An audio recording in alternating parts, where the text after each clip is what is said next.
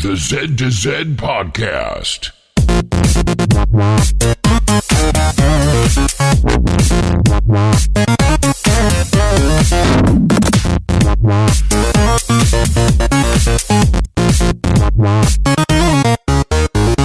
Good morning, good evening, or good day, and welcome to the Z to Z Podcast, the home for Xbox achievement hunters and gamerscore junkies. I'm your host, Brandon Fream, and thank you so much for listening. At Z to Z, we love gaming, and in particular, grabbing achievements and gaining gamerscore. We do news, reviews, and interviews. If it's about achievements, we'll unlock it. Another great show on deck as the month of October winds down. Get your contest entries in, and I'm finally ready to announce the winners for September. Crandy and Tarragon get their debate on. Prue has his thoughts on Nintendo's Switch. And Damien, Crandy, and I toot our Oceanhorn. You can find show notes for this show as well as previous shows on our website, Z2Z.com. This is episode 45. You can also contact us with questions or comments on Twitter at Z2Z, Z-E-D-T-O-Z-E-D, over at our forums, discourse.Z2Z.com, or that email address, contact@Z2Z.com. Today's show is brought to you by the achievement Halloween Special in Wipeout 2. Halloween is right around the corner, and this achievement fits the bill. This 360 Connect game is a crowning achievement for myself, namely in how difficult it is. Those of you familiar with Connect 1.0 know that difficult carries a kind of different connotation here. As for this particular achievement, well, the solution on TA is absolutely superb. How do I know? Well, I wrote it. The wording is a little goofy in the subtext, and it states you need to beat Wipeout Zone B in single-player or two-player mode without wiping out. Now, Wipeout Zone B is the fourth track in both Episode 2 and Episode 4, and this cannot be done in the tutorial mode. I tried it. So you need to take your time on all the obstacles. There really is no caveat to where you finish in terms of other contestants, as long as you don't wipe out. Specifically meaning you restart at a checkpoint. There are two tips I can provide, though. If you fall in the mud after the launch pad there, that does not count as a wipeout. I actually fell in that on my run-through. And you can restart the course, and that will not disable the achievement. So if you fall, like I did when I ran on the big balls, you can go to the menu, select Restart the Course, and it takes you to the beginning of the Wipeout course, and you can just try again, instead of being sent all the way to the beginning of the episode. I unlocked it on my second playthrough. And remember, patience, practice, and perseverance. Special thanks to developer Behavior Interactive and publisher Activision. And if you, our fantastic listeners, have a suggestion for an achievement sponsor, let us know. You can contact us via Twitter. That's at Z2Z, Z-E-D-T-O-Z-E-D. Those forums, like I mentioned, discourse.Z2Z.com. There's email, contact@Z2Z.com. Hell, you can even leave it in a iTunes or podcast review post. So before we move into the rest of the show and the debate, I mentioned I've finally got all the tallies in for the contests for the month of September. You take a week off to go on a Mexican vacation, and then you have to catch up at work, and of course, UHH and video games. I mean, as much as I love doling out money to everybody, I got some gaming I got to get done, but finally got caught up, and so I'm ready to announce the winners of September.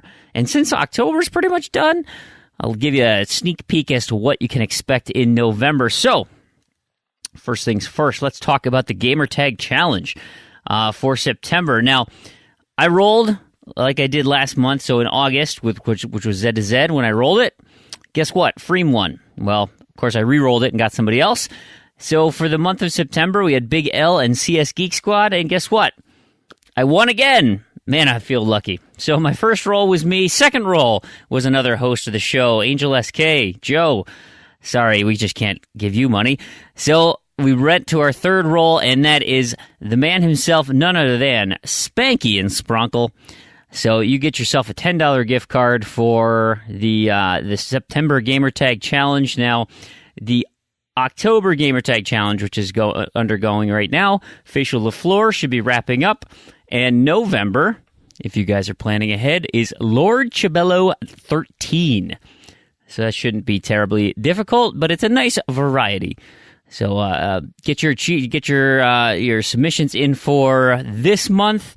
Remember, you get an entry per achievement unlocked. You get an entry if you get the whole thing with no substitutions. And in facial, the I and the E and the U can be substituted. Everything else, you got to find a letter for. So I still a little behind on my own. I got a few L games, so I got to get those Lego games fired up. And I'm going to finish Enigmatis, I think. Still got a week to go. We'll see how that fares. So that's it for the Gamertag Challenge announcement. We also had the Dead Rising Challenge, which is undergoing in the month of October. Of course, the September challenge, the Wolfenstein Challenge, was completed, and the winner of the Wolfenstein Challenge, we had a nice turnout for contestants in that. And if you did unlock some things in Wolfenstein and never went and posted it into the contest page, because I know Crandy, I think, had some games completed and never posted them in the forums. So despite him being a host and not being able to win, he didn't give himself a chance to win either. So if you missed out on that the month prior, hopefully you can get in on this month. So we had 9 people put in that they completed something. The 2 big dogs, Stushnikin, NBA Kirkland, both completed a couple of games, so big entries for them. Saucy Slingo got himself a full game done, and Mattism put up some big numbers. Of course, Grug, CS Geek Squad, Keith 271179, Philip Wendell, and Kez each got their names in there. But the big winner for this month is NBA Kirkland. So nice work on that one. So Dead Rising Challenge is October. We're wrapping up that soon. Remember, if you have completed any Dead Rising game, go ahead and put that in the forum page, discourse.z2z.com, on the appropriate contest link, so we can verify you. You get 10 points or 10 entries just for completing, case 0 back in 2012 or whatever that was. And then any achievement that you unlock in the rest of the month. When this comes out, you'll have 4 days. That's not so bad. You can get a little bit done, but you can always look forward to our November challenge. And the game series that we're looking at in November, this is right after your heart, Crandy, BioShock. I hope I can finish BioShock this month. I'm woefully underprepared for the Wolfenstein and Dead Rising Challenge, but BioShock, I am well into the first game. I need to get that done. I had to replay a bunch of it, but BioShock is the game. Get the 360 versions, the new Xbox One collection, and make those entries. Again, there's a gift card on the line for you guys. Finally, the last contest that I want to that I need to dish out for is the random to-do list. It got started in earnest here in September. And before we talk about how awesome the contest has been, I want to give a huge shout out to Quick Mithril. He made dropped essentially an advertisement for the contest in the UHH forums and gave us an awesome shout out. I totally appreciate that, because we got like 10 new people who just jumped over and said, I like UHH and I want to do something very similar. And so they've joined the Great Random To-Do List. If you're listening to the podcast as well, welcome aboard. We appreciate you being here, and hopefully you enjoy our other contests as well. So again, Quick Mithril, appreciate it. Now, for September, had some nice numbers. I'll give you some stats here. Between how many gamers did we have? We had, on the fly production here, 62 people involved. Now, that's where we are at today. Not all of them, unlocked things during the month. We had 55 people in the month of September. And the big winners. The most achievements earned, remember you get 25. Enigma Gamer 77 with 17 achievements. Jess Striker and Kunzite 508, both with 16. Those are your top 3 for the month. Nice work. And as far as points go, again, you get points for the TA ratio Kez001, big start for his year-long competition, 5,096. Jess Striker in second place with 4461, and Enigma Gamer 77, 3735. Now, there's been a lot of ground made up in the month of October, and we'll get some winners for that. But, so, if you unlocked any achievement, you got an entry into this. So, even little old me with, what did I get, 3 achievements? I have 3 chances to win. But this week, with the $10 prize draw goes to Kunzite508. Congratulations, sir. Look forward to October. That's finishing up here shortly, and then you get your new list in November. So if you're listening to this before November 1st, remember to curate your list so you don't have to do any garbage rerolls or anything. We'll do our best to take out stuff that is it should already be taken care of with unobtainables, DLC, all that stuff.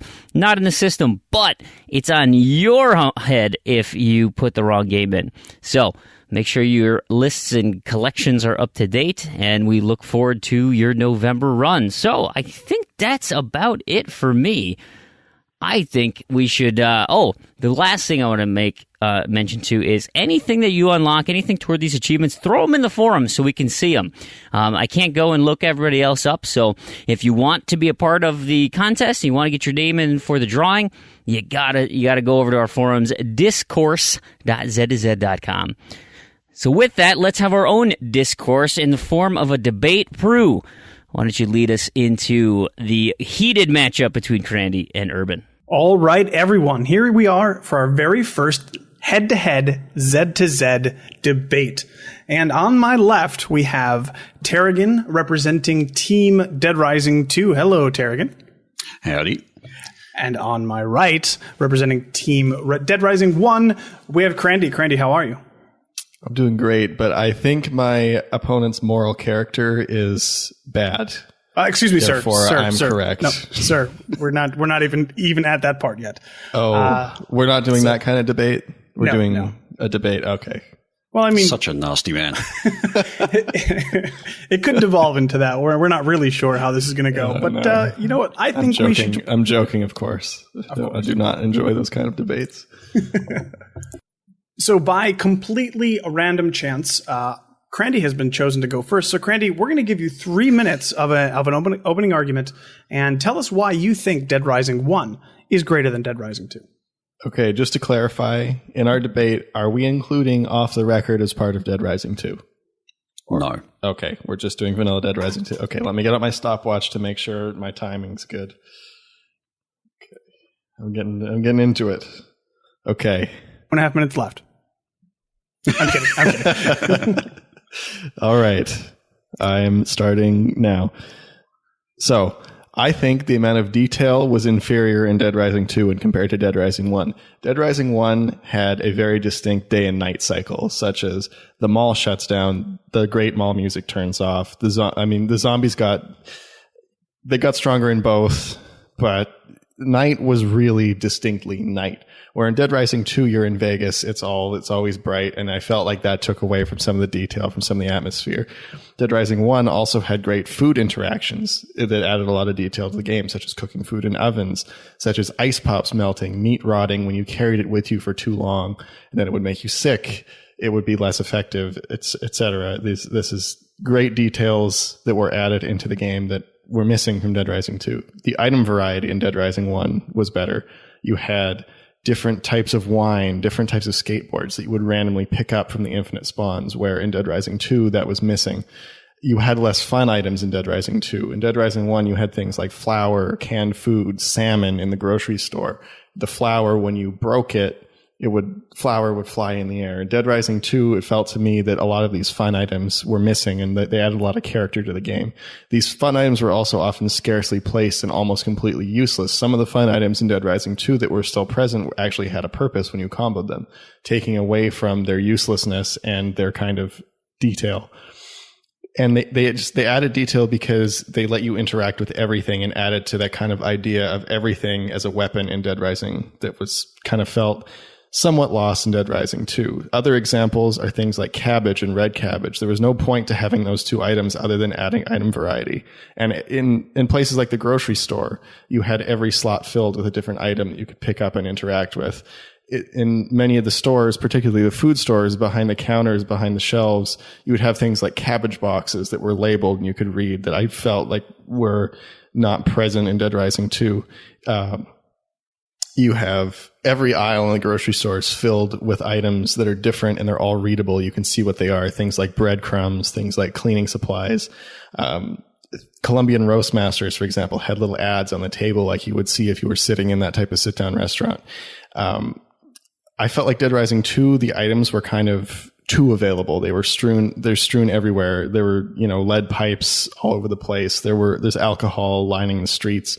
Even though this is supposed to take place in a setting like Vegas, I don't think it's totally accurate that you have beer strewn everywhere and you can just have food readily 20 available. seconds. In Dead Rising 1, you stroll through the stores and you pick up the items that you need. Of course, there's some strewn items too, but they're less prevalent and the item locations are more relevant and make more sense and make it feel more like a shopping experience. Done. All right. Tarragon, your 3 minutes. Exactly. All right. Well, 3 minutes. It seems that you're focusing on things that have very little to actually do with the gameplay. And I think that Dead Rising 2's gameplay, the changes they made to how you actually play the game and enjoy the game, were fundamental to making it the better game than Dead Rising 1. There are a lot of things in Dead Rising 1 that were particularly clunky. One of my sort of pet peeves with that one is your aiming. You aim the camera with your left trigger, which is like, okay, but you don't use the camera all the time. If you want to aim a weapon, you aim with the right trigger and then use the left stick, which is completely opposite to every other possible convention that's ever been used on a controller ever. It makes no sense, and it's one of the things that you need to do the most often, particularly when you're fighting against psychopaths.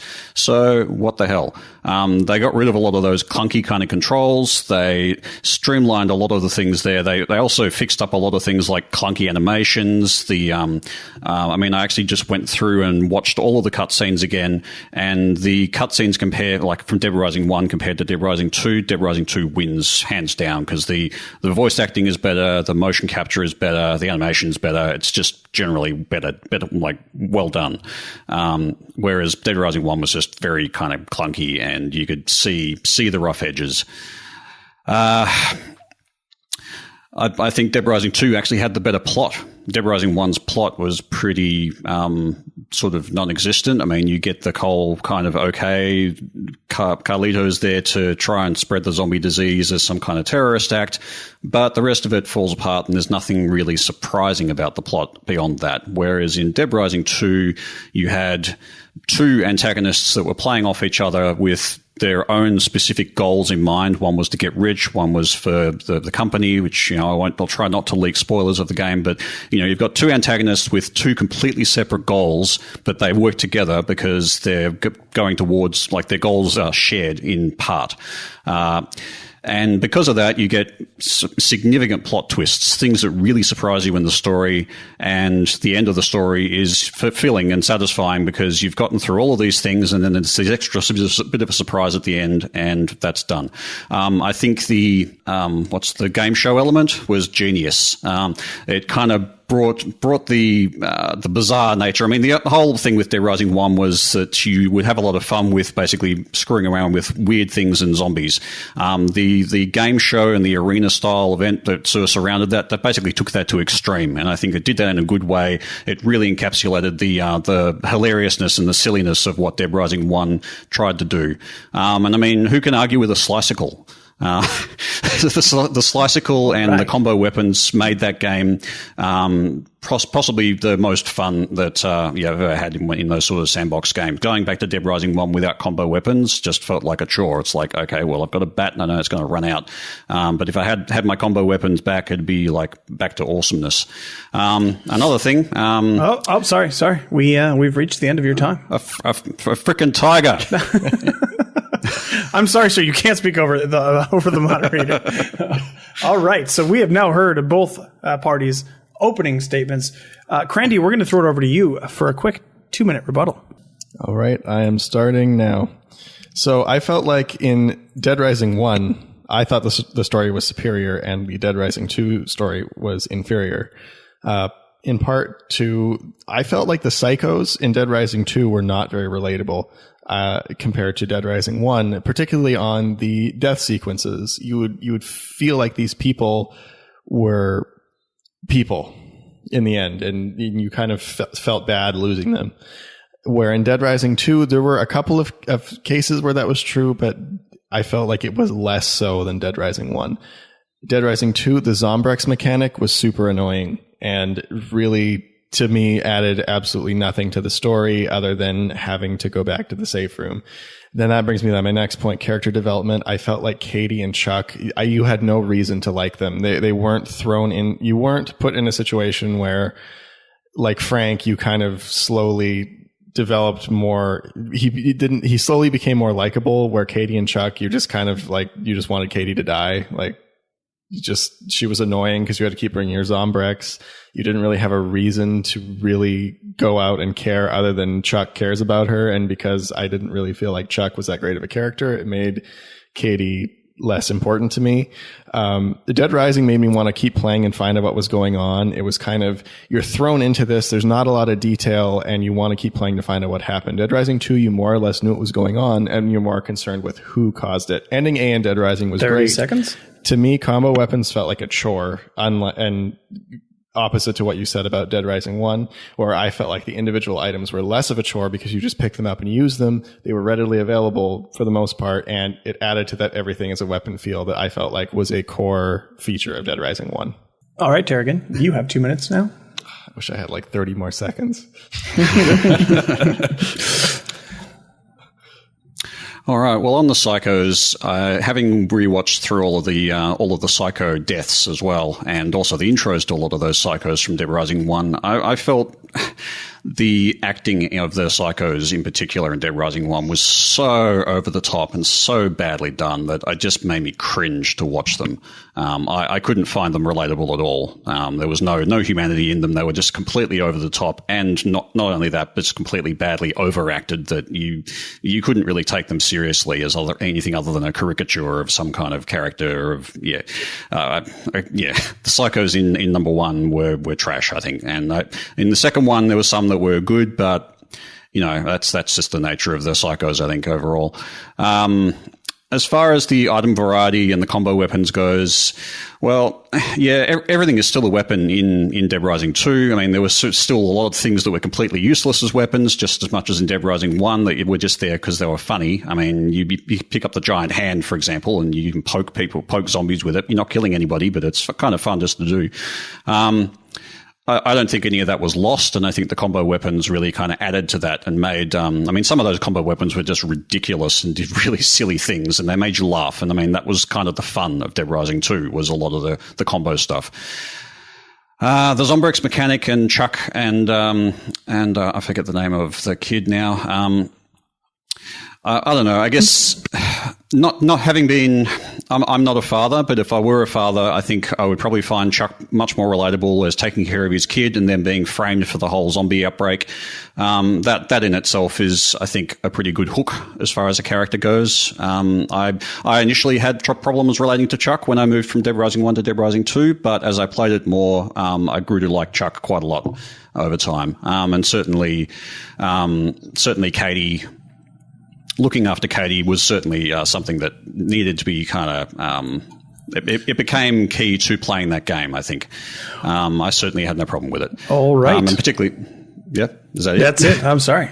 Okay. We're up. Okay, so we have now heard. I forgot one of my points. It's okay. That was my good one. That was my hook. Okay. We're still going to have closing. But then I got to lose my other closing. So what we're going to do, we've now heard the opening arguments and the rebuttals. We're going to move into a very small Q&A session. I just have 2 quick questions for you guys. Wait, don't we get one more point? We get closing arguments, I think. Yeah, that's close. I mean, it depends. I mean, if you want to make it a longer segment, I don't know how long. I don't want this to be that long. Yeah, that's what I figured. Let's do the closing. And not do the Q&A unless there's something really good in the Q&A that you had. They're just 2 quick questions, so it'll be like a minute probably. And And you can cut it out if you don't like it, but they're just 2 quick questions. Okay, because I really want to get in my last point. Okay, that's what I want to do. Let me just ask these 2 quick questions, and then again we can cut them out if we don't like them. All right, so real quick for the Q&A, I just have 2 questions for you guys, and we'll start with Crandy because he's up next, and Tarragon, you'll get the same question. Since Z to Z is a achievement-based show, let's hear your opinion of the differences in achievements. Is one clearly better for achievements than the other, or how do you feel about that? I feel like Dead Rising 1 is superior in every way except for one aspect. The one aspect is the 7-day survivor achievement, which in itself is really fun, but it has to be done in one sitting, which means playing the game for 14 consecutive hours. The rest of the achievements in Dead Rising 1 are fantastic and are superior to Dead Rising 2. They are much more straightforward and don't require excessive grinding, unlike Dead Rising 2 that requires you to do an excessive amount of things that are not really that fun. And Tarragon, same question. Well, just to rebut that, the kind of grinding that you have to do in Dead Rising 2 is exactly the same kind of grinding you have to do in Dead Rising 1. I mean, killing 55,000 zombies versus killing 72,000 zombies isn't really that different. Dead Rising 1 has the Otis achievement, which is notorious and very, very annoying and irritating to do. So I don't know that you can really say that Dead Rising 1 has the better achievements overall, because you have a number of particularly annoying achievements in there. I actually like the 7-day survivor. I wish that that mode had made it through to Dead Rising 2. I sort of agree that some of the other achievements that they brought to Dead Rising 2, such as multiplayer, could have been left out because those modes weren't particularly fun. But yeah, I think on the whole, Dead Rising 2 removed a couple of the particularly annoying achievements and expanded on the good ones as far as they needed to. Excellent. And my last quick question here. In a spirit of cooperation and good feelings among hosts here, I'm going to ask you to say your favorite thing that's different about the opposition position. So, Crandy, your favorite thing about Dead Rising 2 that changed, and Tarragon, your favorite thing about Dead Rising 1 that's not in Dead Rising 2, just so that we all have some warm fuzzies at the end of this. My favorite thing is, as mentioned at the beginning, the change in aiming mechanic. It added a lot of use to the guns. Not that guns were not particularly useful in Dead Rising 1, where Dead Rising 2, they became much more useful because of the change in aiming mechanic. It made the game a lot more fluid, and that is a very positive improvement compared to Dead Rising 1.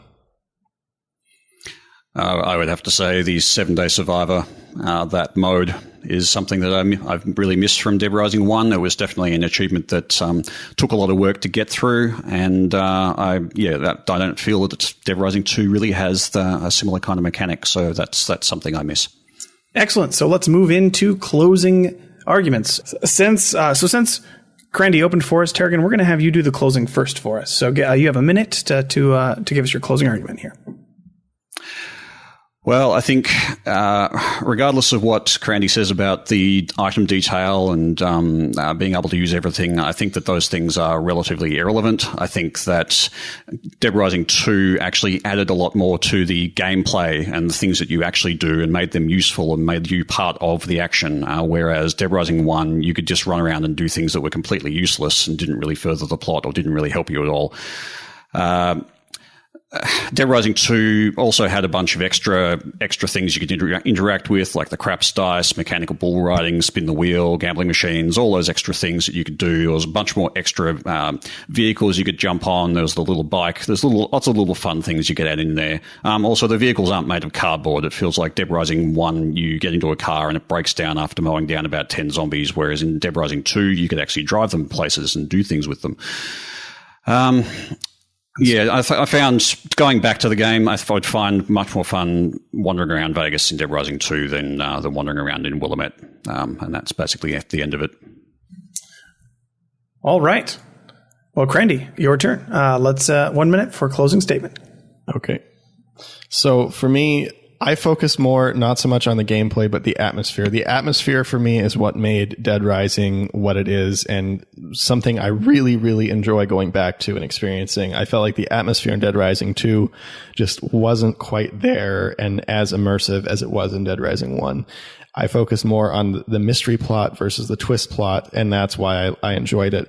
Another thing that added to the atmosphere is the availability of substantial healing items, and there was not as much of a sense of danger in Dead Rising 2. Very often in Dead Rising 1, even playing through it again, I found myself in a situation where I could die even at a high level if I made a mistake, where healing items were not everywhere like they were in Dead Rising 2. Dead Rising 2 alcohol was everywhere. Alcohol healed you well, and many of them didn't have. In Dead Rising 1, they had very few healing items aside from a few infinite spawn locations, and that closes my argument.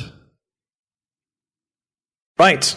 Me as an undecided is still completely undecided. I'd like to hear how everybody else feels about this. But this was fun, and gentlemen, shake hands. Gentlemen, shake hands. Yes. You don't get to just walk away and not shake hands. Who would do that? But this was a great segment, a lot of fun. And, if you guys would like to see it, hear it again, let us know and let us know any improvements you'd like to listen to. Because we could do this of all sorts of things, I'm sure. Oh, yeah. And let us know. I can tell Crandy is wrong anytime. And more importantly, let us know who you think is right, both who won the debate and who is actually right in content. That would be interesting to hear as well.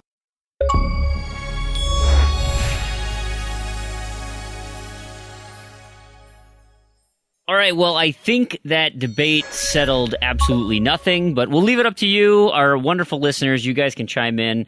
As far as what else have we been doing? So, Kerrigan, why don't you get things started, and you can tell us about the gaming that you've had this last week when you're not doing debate prep. Which is most of the time. I had a pretty interesting week, actually. Just wrapping up from UHH, so the Ultimate Head-to-Head contest over on True Achievements. I had to finish up or get through pretty much all of the game Lollipop Chainsaw. And I can't say that is my favorite game. It's all right, but I guess I didn't really get the humor in the game. So, and I guess I sort of knew going in that was never going to happen. But, Lollipop Chainsaw, it's a basic beat 'em up. I had to go through, the whole story and get to this end point and chop off 20 fingers off the last big bad guy. And I ended up getting to that point and going, well, I may as well keep the rest of the achievements there kind of ready because, so I didn't actually finish off the end guy. So I had to do 2 playthroughs on that game, and that was like second playthrough was real rough.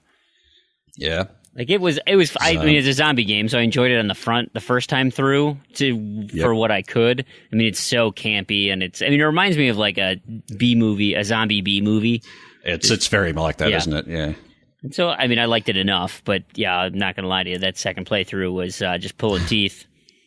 Yeah, so I think you have to get through and rescue all of the students or something like that for one of the endings.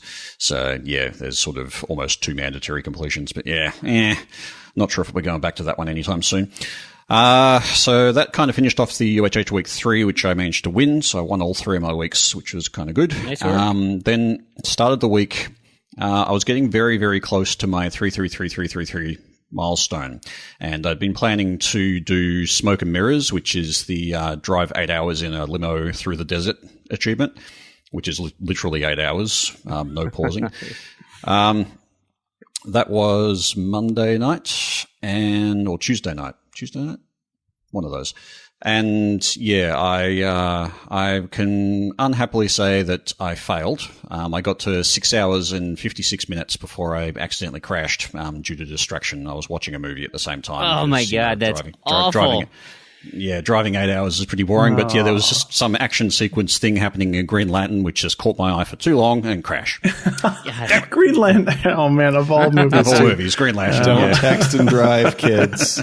Let this be a valuable lesson. Don't text and drive. This is what happens. So you got to do what I did in college, where I had my TV standing on top of my gaming TV. And so they were just, dual screen right there. So you never had to take your head out of the periphery. Yeah, I tried to do that. I had my iPad. I was actually watching Netflix on my iPad, and it was kind of just a bit below where the main screen is, but just enough that I wasn't paying quite enough attention. So that was a bit of a bummer. And But I got my 333 milestone anyway with another achievement. Nothing particularly notable. But I did hit it on the nose, which was nice. Awesome. Now, UHH Week 4. Sorry? I said that's awesome. Yeah. UHH Week 4 was against a podcast, or someone known to the podcast, Redemption Denied. We had him on several weeks ago, or many weeks ago, actually, when he cracked his million. But I always knew this was going to be a pretty tough week because he's a very strong competitor. Oh, yeah. And but basically because I'd been prepping for Smoke and Mirrors, he was already 12 up on me before I actually had a chance to really get stuck in. But I did start the chase. I got back, I sort of got to 8, and then he started putting more on. I think he was at 16, and I got up to about 12. And then he managed to unlock Volio, which is probably the second hardest, if not the hardest achievement in threes. It's for getting the 6144 card. I saw that tweet too. That was crazy. Yeah. Yeah, so that's a super hard achievement, and he actually gave me credit because I actually sent him the details on the solver to use for that particular one. So he used the solver that I actually tipped him on ages ago to get that achievement. But I think it was always going to come down to that achievement because I knew I could go for it. He knew he could go for it. So whoever got it first was probably going to win that particular round, given all the other achievements were relatively straightforward. They just took a bit of time in some cases. So once that was done, they basically conceded the match, and it couldn't have been to a better person, I think, because for sure. I certainly deserved the win there. He's a good dude. Yeah, hat tip to that. But I did get to play a couple of interesting games during that week, because Oddworld New and Tasty and Leo's Fortune ended up on my list. Both of those. So did you enjoy Oddworld? Well, yes, I did. I had to get through to the stockyards to get the achievement that I wanted, but it did remind me of what I enjoyed about playing through it in the first instance way back on the PlayStation 1. I will want to come back and revisit that at some point. But it does look like it will be pretty tough to get rescue all of the dudes. But I was just rushing through. Yeah, I spent so many hours on that game on the PS1 that I remembered so much of it. Yeah. Now, did you play on classic controls or modern controls? Probably just whatever the default was, so probably modern controls. Okay. I don't know if they switched it because the classic control is much easier. I should have mentioned that when I was giving you pointers. Yeah. Okay. Well, it doesn't matter anyway. Oh, that's where you have the individual grid movement that we talked about before. Yeah, grid movement, and manual running. Or like you tell it when to run, where modern controls you just start running, which I found really, really annoying. If I go back to that sometime soon, I will check that out. Definitely. Yeah. And Leo's Fortune, that was actually previously a mobile game, but it's translated to consoles really well, and it's kind of it's a puzzle platformer, sort of, and it's actually very cutesy.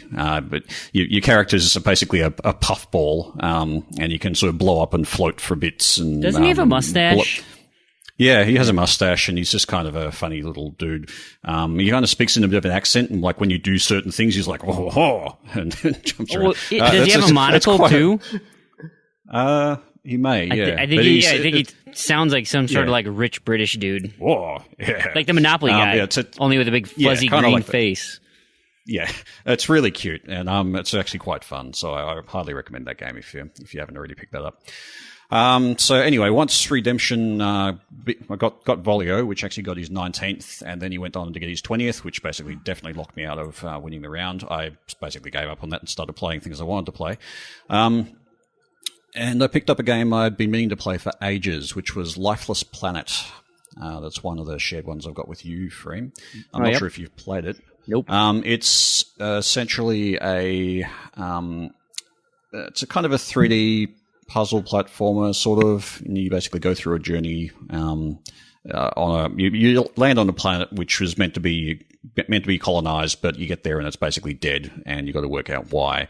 And then you find some weird things. I won't go into it too much, but it's a pretty good game. Relatively short. There's a couple of annoying achievements in it, though. There's one for getting through the entire game without dying, which is a little tricky, and one for beating it under 4 hours, which is not too bad. And I played a bit of Elite Dangerous for the first time in about 3 to 4 weeks. So Not much to report there, but I'm just continuing my trip to the core. And that pretty much wraps up everything I've done for the last week and a bit. Nice. Who's next? What about the other side of that debate? Randy, what have you been up to? I had a busy week. I'm playing a lot of stuff this week. I finished Dead Rising 3, and I really enjoyed the story. Like, it also, I gotta say, it made me appreciate the Dead Rising 2 story more because it tied in so well elements from the first and second games and was really I felt a really true kind of tribute to the story of Dead Rising and a great continuation. At first, I wasn't so sure, but after I got like 1/3 of the way in, I was like, "That's gonna." Because I figured out. I said I think last week. I think I figured out one of the twists, and I was right, and it was fantastic. But then there was another twist that I had no idea. All right, so you're on board. You're on board with twists now. God, all right. Well, I like some twists sometimes, but in comparing the Dead Rising 2 twist to the Dead Rising 1 mystery, I would take the mystery over the twist. But I kind of suspected because there was a hint in the DLC, the Super Mega Ultra DLC, that kind of tipped me off, and I was thinking, maybe that's there too. And I was right on that one, but I wasn't committing to that one being right. So I was still, it was great. It was a great twist. I didn't see all of it coming. Great game. I finished Tiki Towers again. I had that game glitch out on me. And I had to redo almost the entire game, which was a real drag because it's not a bad game, but it just dragged on forever. Even though it's not very long, it's annoying, and I just wasn't looking forward to it. I don't even know what that game is. What is it, like a tower defense game? See, that's what I thought, but it's not. It's a tower building game for Windows Phone, and it's got some weird monkeys that have bad AI, and you got to build towers that don't break with stuff. It's kind of fun for like 2 worlds, and then you're just like... Is it like reverse Jenga? No. It's like a physics game. Like Jenga. I guess. Have you ever played Jenga? Like reverse Jenga. Yeah, I've played Jenga, but it's... So I wouldn't call it reverse Jenga. It's not putting blocks on top to try to make a tower that doesn't fall over? No, you use like bamboo sticks with little connection points, and you have to build them together and build structures that don't break when the monkeys climb like up. Lincoln Logs? So like bridge simulator with monkeys. Tinker Toys. That's what they are. Tinker Toys. You know what I'm talking about? They got like the little wooden knobbers with the sticks that you... Kind of. If they flexed when monkeys climbed on them. It's like you mix Tinker Toys with Barrel Monkeys, and you got that right there. Yeah, there you go. Tiki Towers. Toy Story 4. Now it's all so clear. It all makes sense. So yeah, I got up my Tinker Toys and my Barrel of Monkeys and played Tiki Towers on my Windows Phone and got my last achievement, and I got it to sync, and I was really hoping it didn't have like that half upload stuck in limbo data. It worked. I put my phone back to 2015 just to be safe, and it worked. So that's done. I'm back to a potential 100% completion on Windows Phone, which I'm happy about. I played a bit of Wordament Snap Attack on Windows Phone. I finally got my stupid use all the letters bingo achievement, and I'm like 3 shapes away from finishing it for the 3rd time. That'll move on to Windows 8. I completed Touchdown Hero twice for free.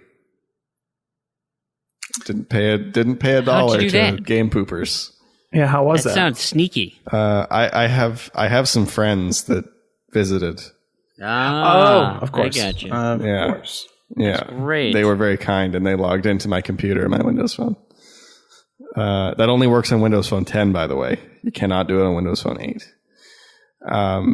I played Rocket Riot, which currently has potentially a glitch. I don't know. It could just be the DLC and stuff is free, but it's currently on sale. I think it's 10% off for Windows 10, Windows Phone 10. It's like $350 or something. And it's got 1,000 gamer score, and it's Rocket Riot, and it's fun. but you can unlock all the levels and all the characters for free, which means you can skip most of the game. Jeez. And you don't have to shoot all the enemies, which I found to be one of the more annoying achievements. So that was nice. You get a couple of freebies right off the bat, and then you just get to play the fun parts mostly, and then grind out 5,000 kills, which is not so fun. But I enjoyed it. I enjoyed it fully a fourth time. It works nicely on Windows Phone as usual. My thumbs hurt a lot at the end, but it was fun. Did that in one sitting. It took me about 3 hours. I finished off Goosebumps, enjoyed it just as much the second time as I did the first time. Fantastic game. Did you use Guide at all, or did you it. just do it? I used the lists. I used a guide for like one part just because I didn't want to deal with figuring it out myself again. Actually, no, I only used a guide in the part that changed with the patch, because the first time I played the game, there was a different way to solve the puzzle, and then they patched it on the Xbox One version, so you had to solve it in a certain way. Yeah, the correct way. That's the bit of which was the shrinking room. Yeah. Yeah. Interesting. So I did use a guide on that because I was thinking, I did not do this. Like, what am I doing wrong? What am I not remembering? And then I looked and I was like, well, I didn't do that. And then I used the lists for the items. I missed one item on my playthrough, which I was annoyed that I only missed one item. And I used the list for the monsters that you have to take pictures of. Oh, right. But other than that, I did it all from memory. Nice. I think my fourth playthrough, when I was going for the minimum number of turns, I think I completed the game in less than 20 minutes. Yep. That would make sense. When I did the world record, I actually had that on the list, and I had a step by step process to get the most achievements out of it, and one of them was also to get the minimum number of steps required. And I think that entire playthrough I timed at about 19 minutes. Netting over 500 and something points in the game. Yeah, so. It's super fast if you played it before. Well, because the thing is, you can skip half the game if you know the alternate puzzles. Yeah, and I kind of like that about it. Actually, is doing that speedrun is fun. Like it's not a chore to play it a second time. It's actually fun to see how fast you can complete it, knowing all the tricks. So I enjoyed that. I am almost done with Dead Rising 2 off the record. I have to finish up the co-op medals. I finished the solo medals. I finished all of the single player achievements aside from the 100,000 kills. I think I'm at 57. You can save that for your 400 or your 300. Nah. Where are you at? I'm at 212, I think. Okay, save it for your 300. I just hit 200. No, I'm just going to do it. Okay. It's Damien's copy of the game. I got to give it back to him at some point. So I won't keep it for 2 years. I had my usual weekend BioShock Japan boosting session. One more week and I'll be done with that multiplayer. Then I only have one more BioShock 2 multiplayer to go. Then I'll be done all of them. Which is the international version, which is intentional. Sounds a bit like my Batman Arkham Asylum thing. I've done 5 versions of it, and now I've got one more to get through to get them all done. Well, BioShock 2 actually just added another one, but it doesn't have the multiplayer, so it's a freebie. But yeah, I will be doing all 6 BioShock 2s, so I'm kind of looking forward to having that crazy stack of 6 BioShock 2s. And then I started this week working on the co-op of Perfect Dark Zero with Prue, and we have been killing it. Nice. Like, it's way smoother than I could have imagined. So as smooth as Perfect Dark can be anyways. Pretty much, yeah. I mean, we're getting I don't think we've done more than 2 attempts on any of the levels, have we? No, it's been really, really going really well. Yeah, we've been doing more than 1 level an hour, which is, I was expecting 2 to 3 hours a level. So we're doing pretty good. And I think that's going to motivate me to actually finish the game. We're working on the second hardest difficulty. Then we're going to go through on the hardest in co-op. And then I think that will leave me with only beating the hardest difficulty on solo as my last achievements. So I think that's going to motivate me to actually finish that off after, I don't know, 8 or 9 years or something of being on my tag. Yeah. And I think I've said before, I like the game, but it's so punishingly difficult. And like when you die and you have to restart a 30-minute long level over and over and over again, it's just devastating. And then you're just like, okay, I'm done. That's it. I'm not going to play this game for another year. I'm going to come back and try again. It's like the other game that's like that to me is Sonic 06. I have tried to complete that game like 5 separate times. And every time I'll complete like 6 missions and then I'll just be like, nah. It's annoying. I don't want to play this anymore. Put it away for 2 more years and try again later. That was the first game of my tag. I still haven't completed it. Anyway, that's it for me. Nice. How about you, Prue or Fream Prue. or whoever's up Let's next? hear it, Prue. So, working on UHH stuff. Fortunately for me, I seem to be getting people that don't really aren't that motivated to play, which is good because this list has been kind of killing me. I'm currently up 4-3, so it's a real neck and neck race, a real nail biter. I'm actually working on the highest ratio achievement right now, which is for Chariot. And man, Chariot is a game. I don't know if you guys had the same experience, but every time there's a list generated, some sort of competition or something, Chariot is one of those games that just keeps showing up for me. I just want to get it done, and so I never have to play this game again. But then I start to play it, and I just instantly become unmotivated to play it. I'm like, man, this is so much work to get through this stupid game. I can see why it's a hard game, although it plays a lot better in co-op if you've got a partner. To get through a bunch of that stuff, it plays a lot better. Yeah, I totally believe that. And like, so the achievement I have to get is I only have to be on level 4, and I was already done all the way up to level 2, all the way past level 2. So I had to do all of 3 to get to it. And it's like, just that alone was like I just spent all day playing this game, and man, so I've been playing that a lot. I played Call of Duty Black Ops 2, which apparently I gotten 1 achievement in ages ago, and it came up for UHH, so I had to play through probably a 50% of that campaign. It's kind of interesting to go back to a game like that, especially when I was never really big into Call of Duty in the first place, and I don't even remember playing that ever. So that was fine, but I had to do a Perfect Dark achievement as well, and that's why I started talking to Crandy about it, and that's why we started doing the co-op stuff. So I had to grind out 1,000 multiplayer kills, which was not as painful as I was expecting. The multiplayer, and that's actually surprisingly not bad, because you can just basically set up bots, all the bots, and do it all solo. Thank God there's bots in that game. Yep. I know that's one of those games people talk about. They're like, "Oh yeah, Perfect Dark Zero. That's like easy 200 hours." And like, not really. It's like 20 to 30 for multiplayer. It's if you do it right. If that, it's really not bad. Yep. And I actually ran into a little snag too. I had an achievement to play a 4-player game in the Simpsons arcade game, and this was a game, I think, if I remember correctly, and I could be wrong. I had a friend come over. He probably had it on his tag, so he downloaded it on my Xbox, and we all played. So when I went to get the achievement this time, they said, as soon as I started playing, "Oh, you need to unlock the full version of this game to get any achievements." Oh, no. Oh, sure. Okay, fine. I'll do that. Fine, whatever. I'll pay the $5, $10, whatever. Nope. Game's delisted. Can't do it. So that's interesting. It was the first time I'd come across that. Did you call a friend? I haven't yet. I've actually had a few offers, but no, I don't know if it's going to be necessary. Like I said, I'm winning right now and working on that Chariot thing. If I get that, I think I'll be fine.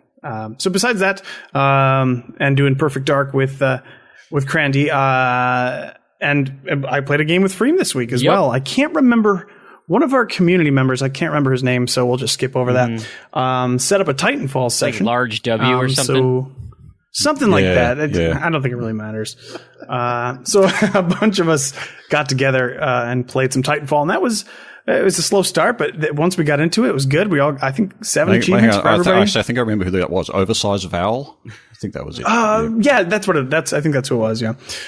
So it was actually a lot of fun getting into a group with all these people.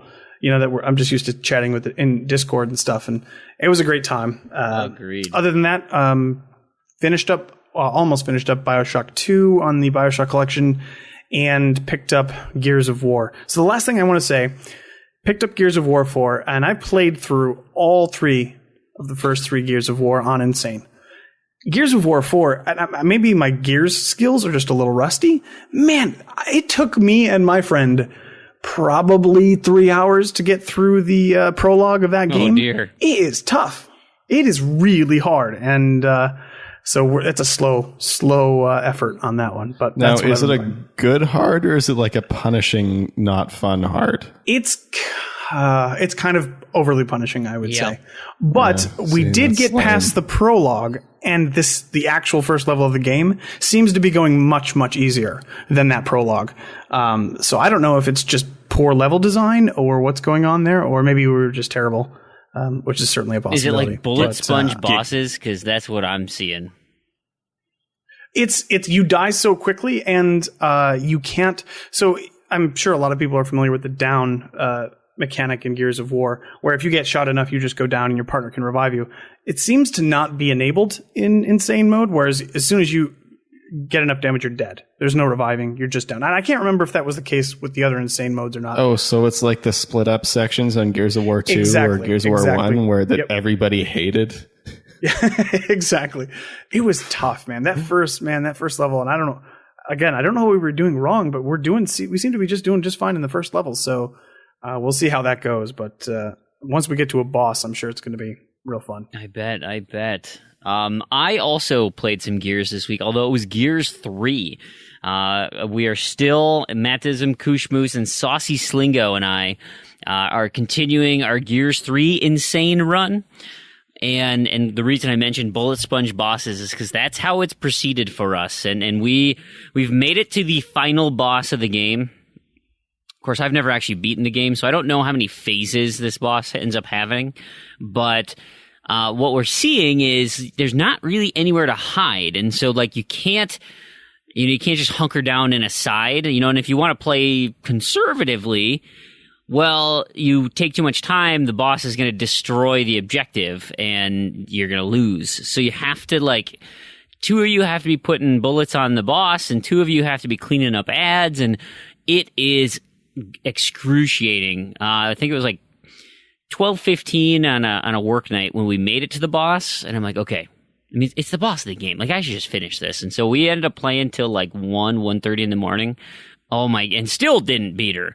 I mean, it was oh, you gotta be kidding me.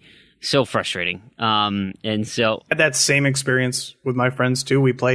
I remember beating that game literally 4 in the morning. Yeah. We started 7 o'clock at night, and we just kept going until we beat it. It was rough. I remember. So we're gonna give it another shot next week, and then move on to Ram's Shadow, and hopefully some Horde mode. I don't know how many more achievements I want to milk out of that game.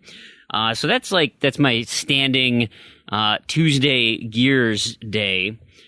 I did end up playing some. So for my UHH, I played some Vanquish and Yaba. And that got me up to 42. Vanquish is super fun. I didn't have to play that far into it. And Yaba, I made the mistake of not doing an easy playthrough. I did it on normal, and it's it's like a Ninja Gaiden. I mean, it's Ninja Gaiden Z, right? So it's zombie Ninja Gaiden, but it's difficult like Ninja Gaiden. And so I'm pretty much a button masher, but it is punishingly difficult. And I'm just getting wrecked, and I'm too far into the game to just quit out and restart it on easy. So I'm just banging my head against the wall trying to figure this thing out. And it doesn't help that I have to keep relearning the mechanics every time. But I got my achievement, and that got me to 42 achievements in the UHH. And of course, I had already lost the round. The guy had already had 20, but I was like, all right, well, I can realistically get this one. I probably can't get any more. 42 should be enough to get me across. And it wasn't. Oh, it was so sad. I'm not sure. I was super disappointed about it. I love getting the lists, but I had my random to-do list. So I decided to go and focus on that instead. Because as you all, of course, know, 42 was the cutoff. But only 5 of the 26 people who had 42 achievements made it in. So I was not one of them. So like I said, I spent a little bit of time on my random to-do list and picked off the ones that coincided with the gamertag challenge. So I did Injustice, which was super easy. Just a couple of dumb things I had to do in that. And then Ultratron, which I'm pretty darn far into that. You get like checkpoints set up and stuff, but the games are actually relatively short. It's just a twin stick shooter. It's just crazy fun. And, I needed to get my 500 grenade kills. Well, turns out I never knew how to shoot a grenade. Like, I never bought that upgrade. And so I pretty much had to do that from scratch. But of course, there's so many enemies, it doesn't take that long. But, that was a lot of fun. I have to go. Can't wait to go back and play some more of that. I played Oceanhorn, which we'll get to in Shovelware, and my brother came over, so we were celebrating my son's birthday with my half of the family, and so my son and my brother and I played 3-man split screen Rocket League, a little Rumble mode. With the power ups and things, man, that's just insanity.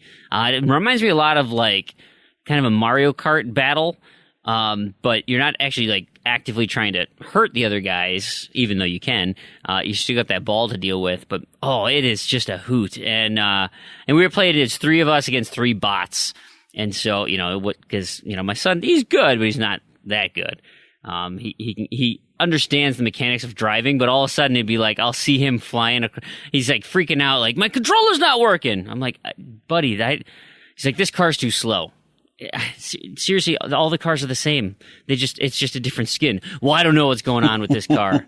Like, no, literally, it's the exact same car. Why am I in the ceiling? You kept driving, bud. And he gets super frustrated about it.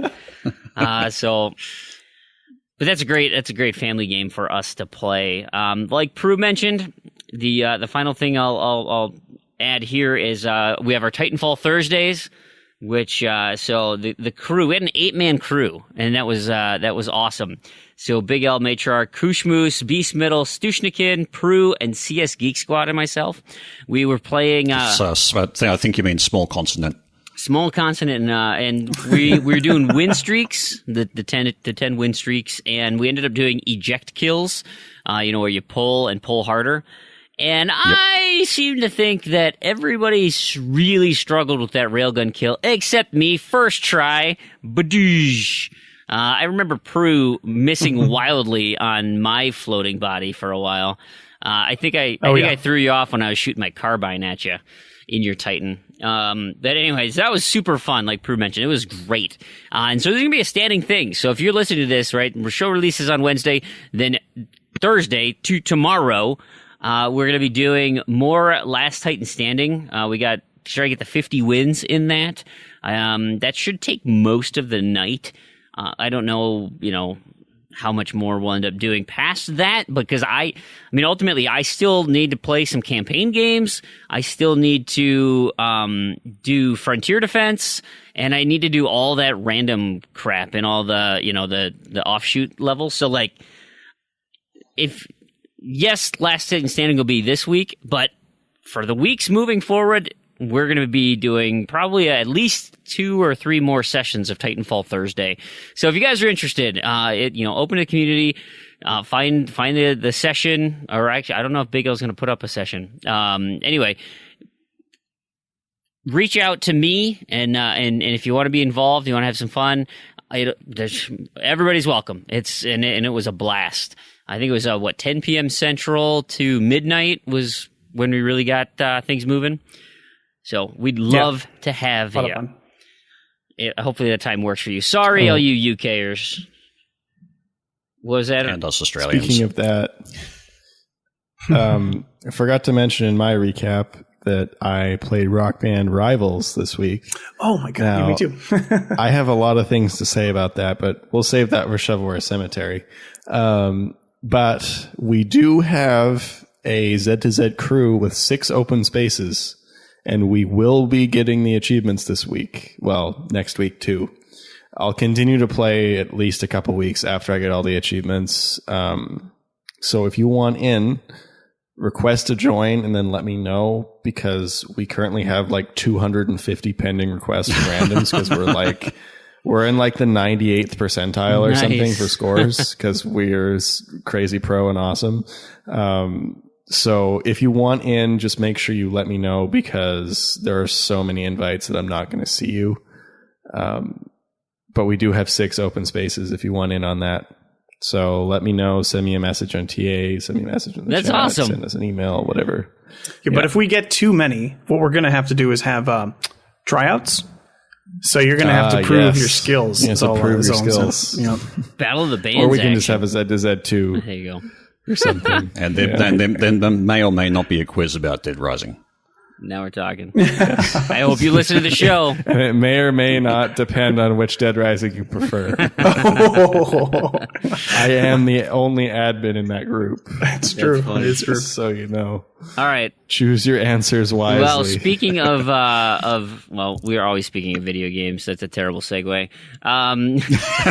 I had a message on my friend feed from McLovin Legend. He has a question for us. He says, "Hey, if you guys could have any ability in a video game, what would it be?" His couple of examples he has: invisibility, invincibility, slow-mo, rewind, fast travel. Does anything stand out to you guys at all? What's your favorite there? Yeah. I was thinking about this earlier, and there's kind of a few things there. I don't know. Would immortality be considered a video game? Sure. Yeah, because Now, that's probably, would it be probably number one. Because living it forever, doesn't matter- or if you die, you come back to life? living forever, Okay. I think. But either or.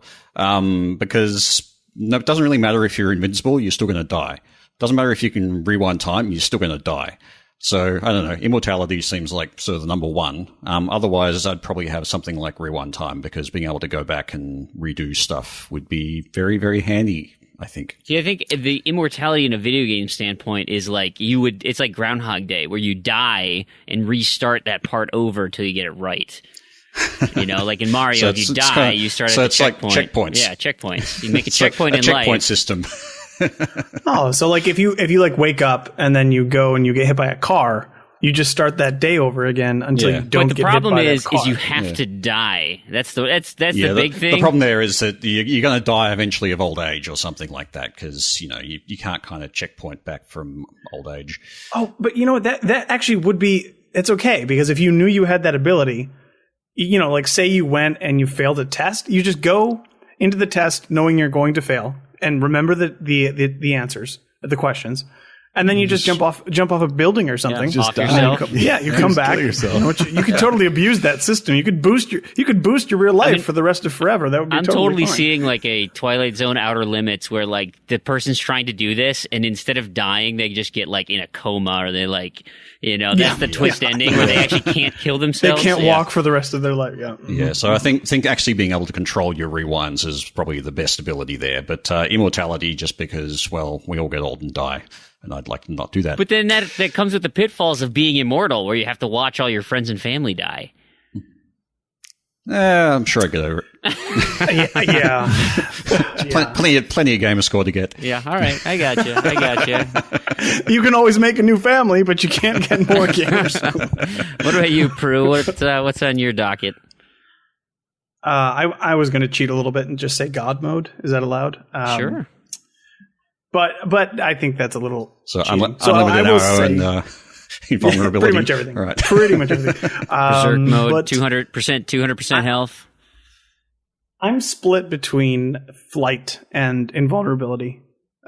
Obviously, being able to just get anywhere you want, and I live in a very high traffic area, and like at any time of the day, to think that I could get somewhere very, very quickly is awesome. And So- being able to fly would just be cool. Yeah. Well, there's flying. What about fast travel? Being able to just get wherever you want to be instantly. I don't know if I would have thought of fast travel as a super ability. I guess It's it kinda is. I mean, I cool. guess that would make sense. Now, yeah, that's is a it cool. that you have to that's a good be idea. there at one point, though? So you have a point to fast travel to? Kind of like how, That's fine. like Nightcrawler, Depends on the right? game. Nightcrawler the mutant could essentially fast travel, but he had to know where he was fast traveling to, because otherwise he could end up in a wall. So he had to Right, kind of been there before. Or person or something. Yeah. So I would pick between that and just invulnerability. I gotcha. That'd What be about cool. you, Randy? Well, see, I was thinking like I could be like Frank West, he can just lift tables and throw them. Unlimited stamina. Just kind of generally all around superhuman. But I do like the immortality idea. I like that. So, I mean, mine, and I think I'm going to have to go as excellent as it would be to be Frank West. I don't think he's immortal. No, I don't think so either. So, Well, you don't know that. although it does look like he got younger in Dead Rising 4, and that's like 18 years after the first one. I think his hair's a little grayer, though.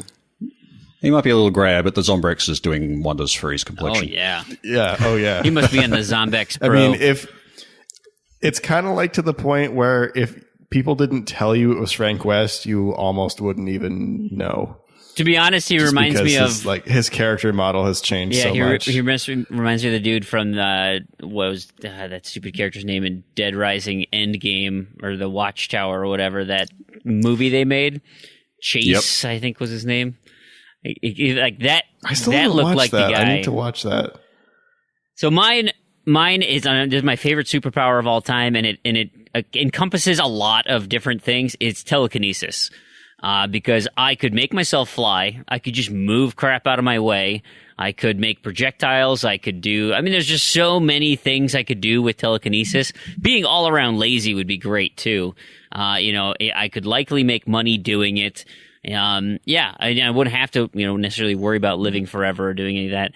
I don't think I want to live forever per se. I mean, as much as it'd be awesome to, have all the time in the world and do whatever you need to do, I don't know how I'd handle being, watching people die and suffer. And like, if the world goes to crap and you I don't know. Immortality to me has enough drawbacks that I'm a little hesitant with it. So I'm going with telekinesis. I could be like, I really want another cupcake. I'm just gonna and pull the cupcake right over to my hand. You're gonna get so fat. Yeah. Oh, you So better fat. believe it. That would be the best part of it. Then would be if the telekinesis required calories to use. So like. I just lift weights with telekinesis. There you go. So then I think just your brain gets really big. I don't really know if that helps any other part of your body. Well, it just burns calories. You can eat all the food you want. And then and the beauty is because the brain, passively. the fuel for the brain is glucose. It would let me indulge my sweet tooth like crazy. So like all I'd have to eat is sweets and candy, and that gives me my brain fuel. I love it. My telekinesis would be powered by red vines and Twizzlers. It's perfect system. Now, what's your preference, red vines or Twizzlers? That's weird. I've never heard anybody that wants both. I just love licorice in general. But if I had to pick one, it'd be Twizzler pull and peel. But no, don't bother pulling or peeling. You just bite that thing, just chomp that. It's so good. Wait. I literally have no idea what any of you are talking about. Twizzlers pull and peels? Oh, man. Do you like black licorice? It's okay. Oh no, black licorice is not okay. It is poison. It is like oil. It is the most disgusting thing. Black licorice is the best licorice. No. Oh my no. God. Have you ever had that's crazy to me. well, actually, Tarragon, I don't think they have, I think this is a marketing thing, but they have Australian-style licorice, and there's a local place called Wiley Wallaby who makes this. Does it have a stinger on it? No, it has a wallaby on it. And it's, they have 4 flavors, but that is the best licorice. I mean, it's eye-poppingly good. It's my favorite.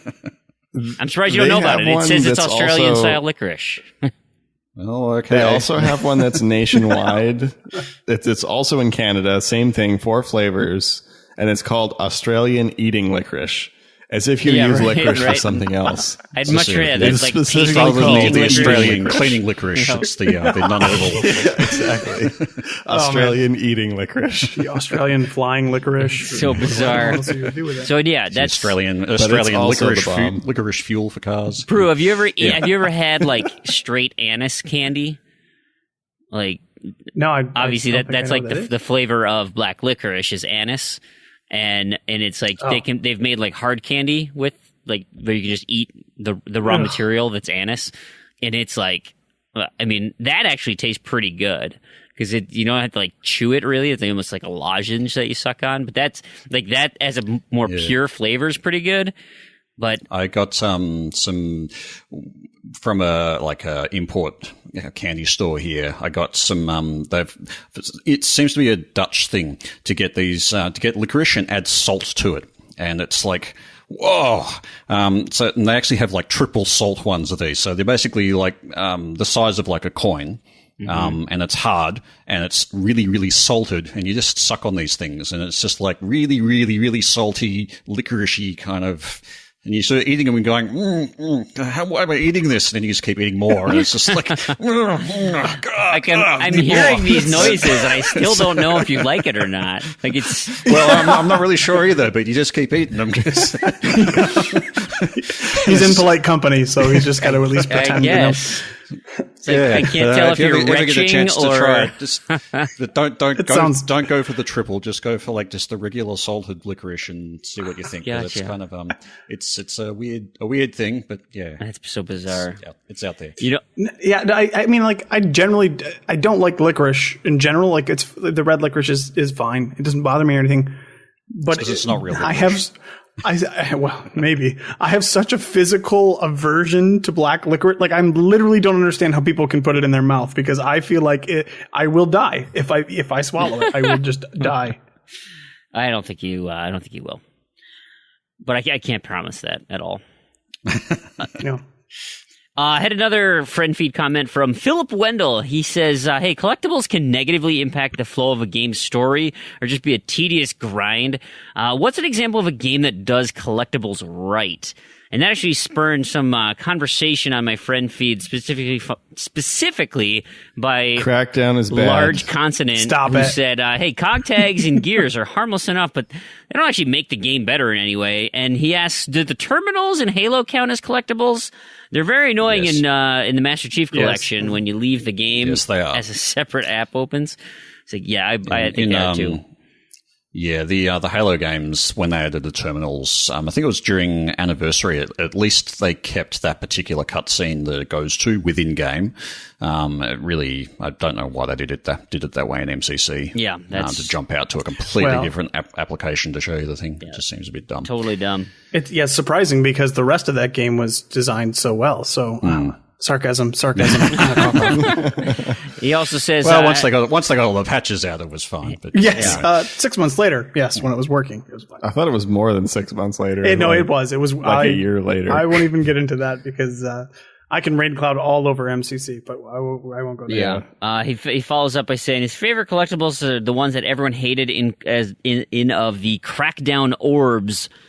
He said looking at them in co-op with a Turtle Beach headset is a blast. I imagine it's what like using a metal detector is like. And he says the best part is that they make you more powerful. And so they're definitely worth hunting down. More importantly, Rain Cloud is wrong and Crackdown was awesome. The sequel, on the other hand, NBA Kirkland says that... See, I said it first and louder, so I'm right. Go. That NBA Kirkland says that Crandy's the first person who said he didn't like Crackdown, and he's sure there's more, but he can't believe that 50% of the people hated it. To which the Yiddler says that he didn't like Crackdown, but again, he didn't like most first-party Microsoft games. But Cerebral Assassin is on Big L's side, saying that Crackdown was fun, just run around with a group causing destruction. And any collectible that serves a purpose is one that he doesn't mind. Crandy, what's your take on Crackdown and collectibles? Crackdown and collectibles? Well, I did appreciate that they did something. There were just too many of them. Like, what is it, 500 agility orbs and 300 hidden orbs? Yep, that's exactly it. There's no tracking of them. Nope. There's not and then they put achievements in. Like, it'd be one thing if it was like collect half of the orbs, because then that's something you can just do. Like, you can just wander around and find them and you're going to get that. But when you collect all the orbs that are not tracked in any way, like, I probably spent 3 hours looking for the last orb. Yeah. Because I missed one. And that's not fun. That's not adding anything. Like, once you collect half of them anyway, your agility's maxed out and they're just useless. Yeah, I did the same thing in Assassin's Creed, trying to find that last freaking feather. Oh, it was awful. Yeah, it's annoying. And the thing is, like, and I don't hate Crackdown because of the collectibles. I mean, that adds to it, of course, that there's just an excessive number of them and they're just pointless way to add time to playing the game. My issue is with pretty much the entire game. My biggest thing with Crackdown is it's fun for 2 hours, and then it's the same thing over and over and over again, and it's just not. Yeah, I enjoyed it for 2 hours. Totally unlike Graw. Yeah, right. Now, Spanky and Spronkle answers the question. Graw is different beast. Spanky answers the question. Graw was actually a good game, though. Yeah, okay.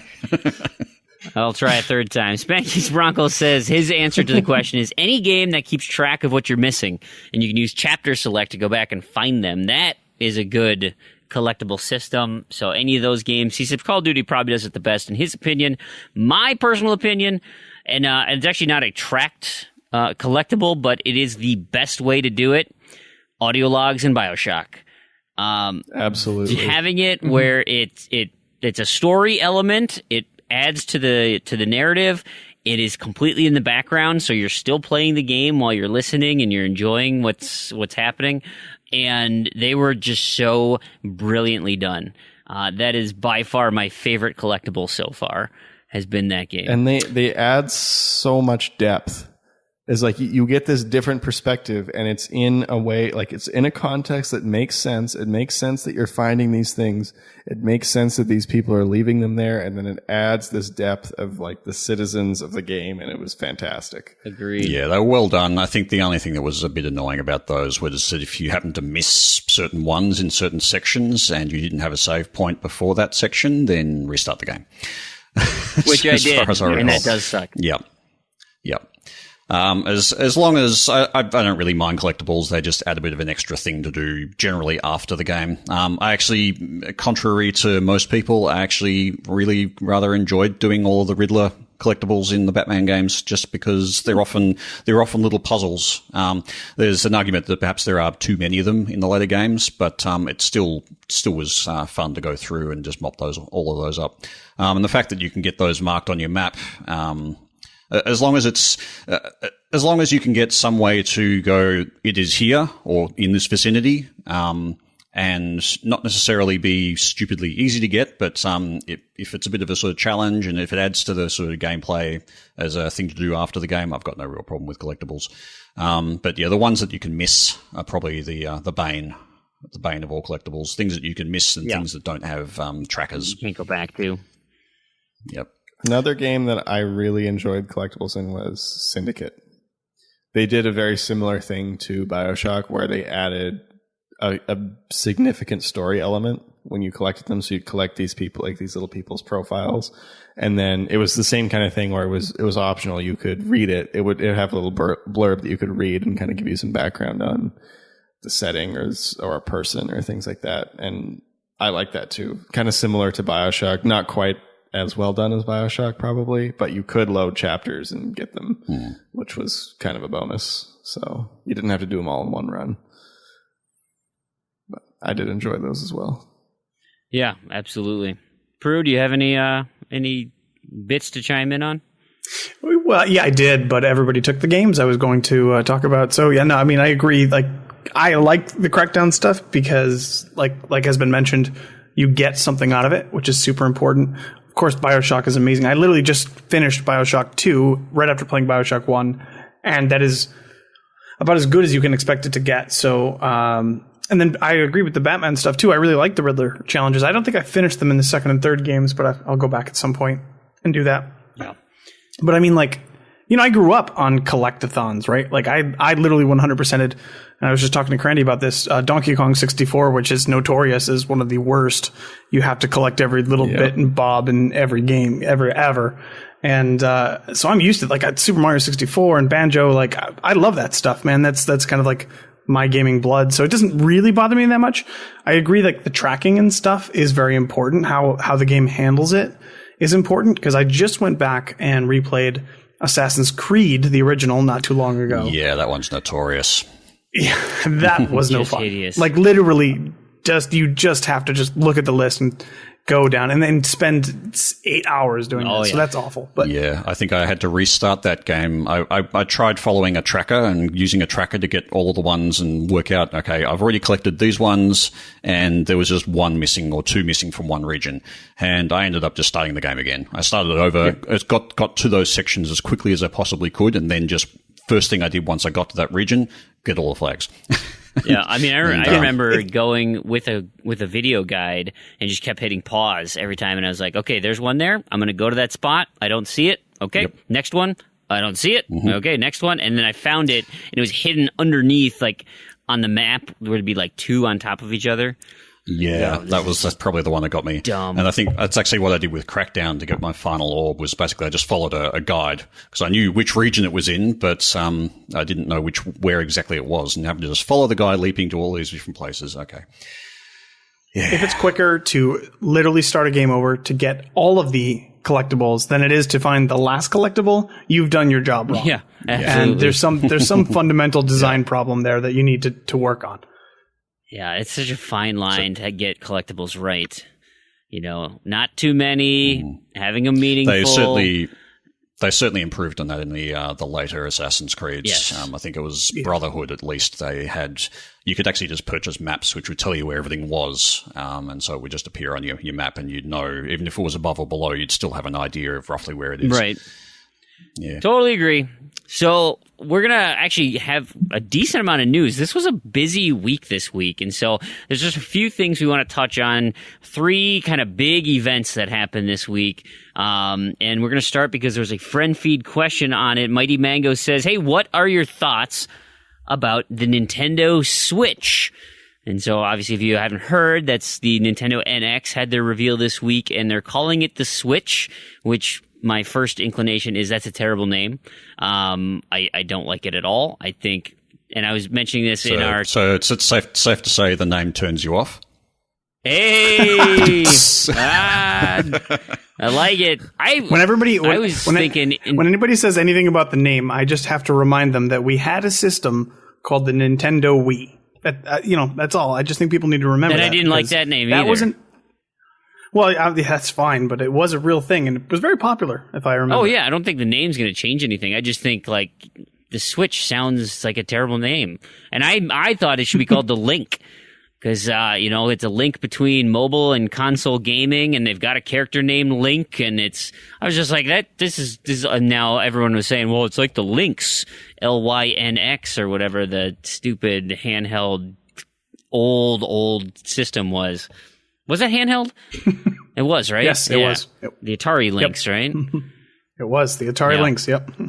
Anyway, it was reversible. You could literally hold it left-handed or right-handed. That was kind of one of the selling points of it. Unique, very interesting. So let's talk about the Nintendo Switch. Peru, I'm going to start with you because if anyone likes Nintendo, it's going to be you. So let me hear your initial impressions of this. Did you watch the trailer video? I did. I watched the trailer video. Were you just salivating the entire time? Oh, not so much salivating as heavy sighs. Okay. And a lot of sadness. WTFing. Yeah, I get it. Like they're stuck on gimmicky now. I mean, that's what they're doing. It's got to be. I mean, Wii was such lightning in a bottle at the time. It literally took the world by storm. It's likely that no other system will ever sell as much as the Wii did. I mean, that's how popular that thing was. So I feel like they need to innovate, quote unquote, to kind of reach that level again, and they're not going to. Obviously, the Wii U has fallen very flat as far as that's concerned. So they're basically, I don't know. What are they doing? Like, I don't know what need this is filling. Everybody has a phone already. Everybody has the ability to game on the go. I guess this would just be slightly more powerful than your phone. This would be a tablet device. Yeah, it's essentially a tablet. I don't know. I mean, I don't get it. I look at it as the novelty of, like, if I wanted to bring my Xbox somewhere, that's a big pain in the butt. If I wanted to bring a system to somewhere, it would be a huge pain. Now, in this, the idea is it's quick, it's seamless, slide it in, slide it out. You can go take it to a buddy's house or whatever. Now, I mean, that sounds great.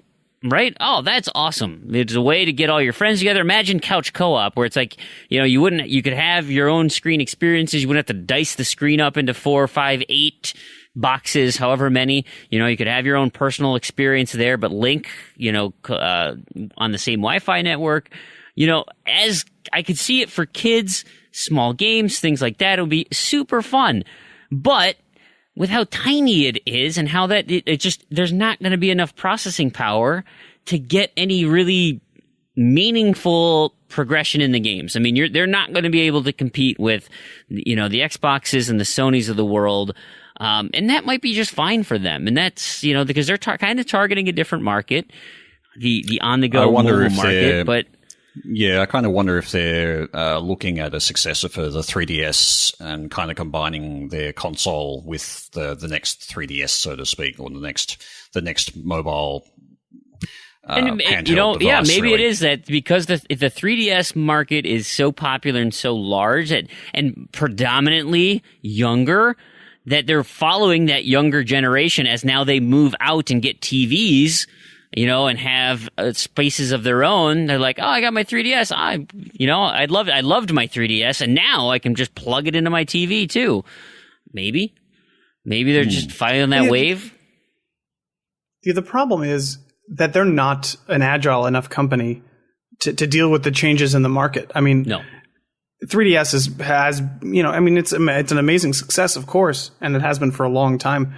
But things are so different now. Your phone can do so many things that Switch can do, and we'll be able to do all of those things essentially at the same time that it comes out. Like you can connect real controllers to it. You can stream things to screens. It's not that big of a jump. There's no real push or a real incentive for this thing. I mean, I don't know that it's really it's going to corner anything that we don't already have. And I think that scene in the... I think what it's going to do is just isolate Nintendo more than they've already isolated themselves. Like, this is just the final thing saying, we want to, we're done competing. Like, this is Nintendo. You like it or not, bye.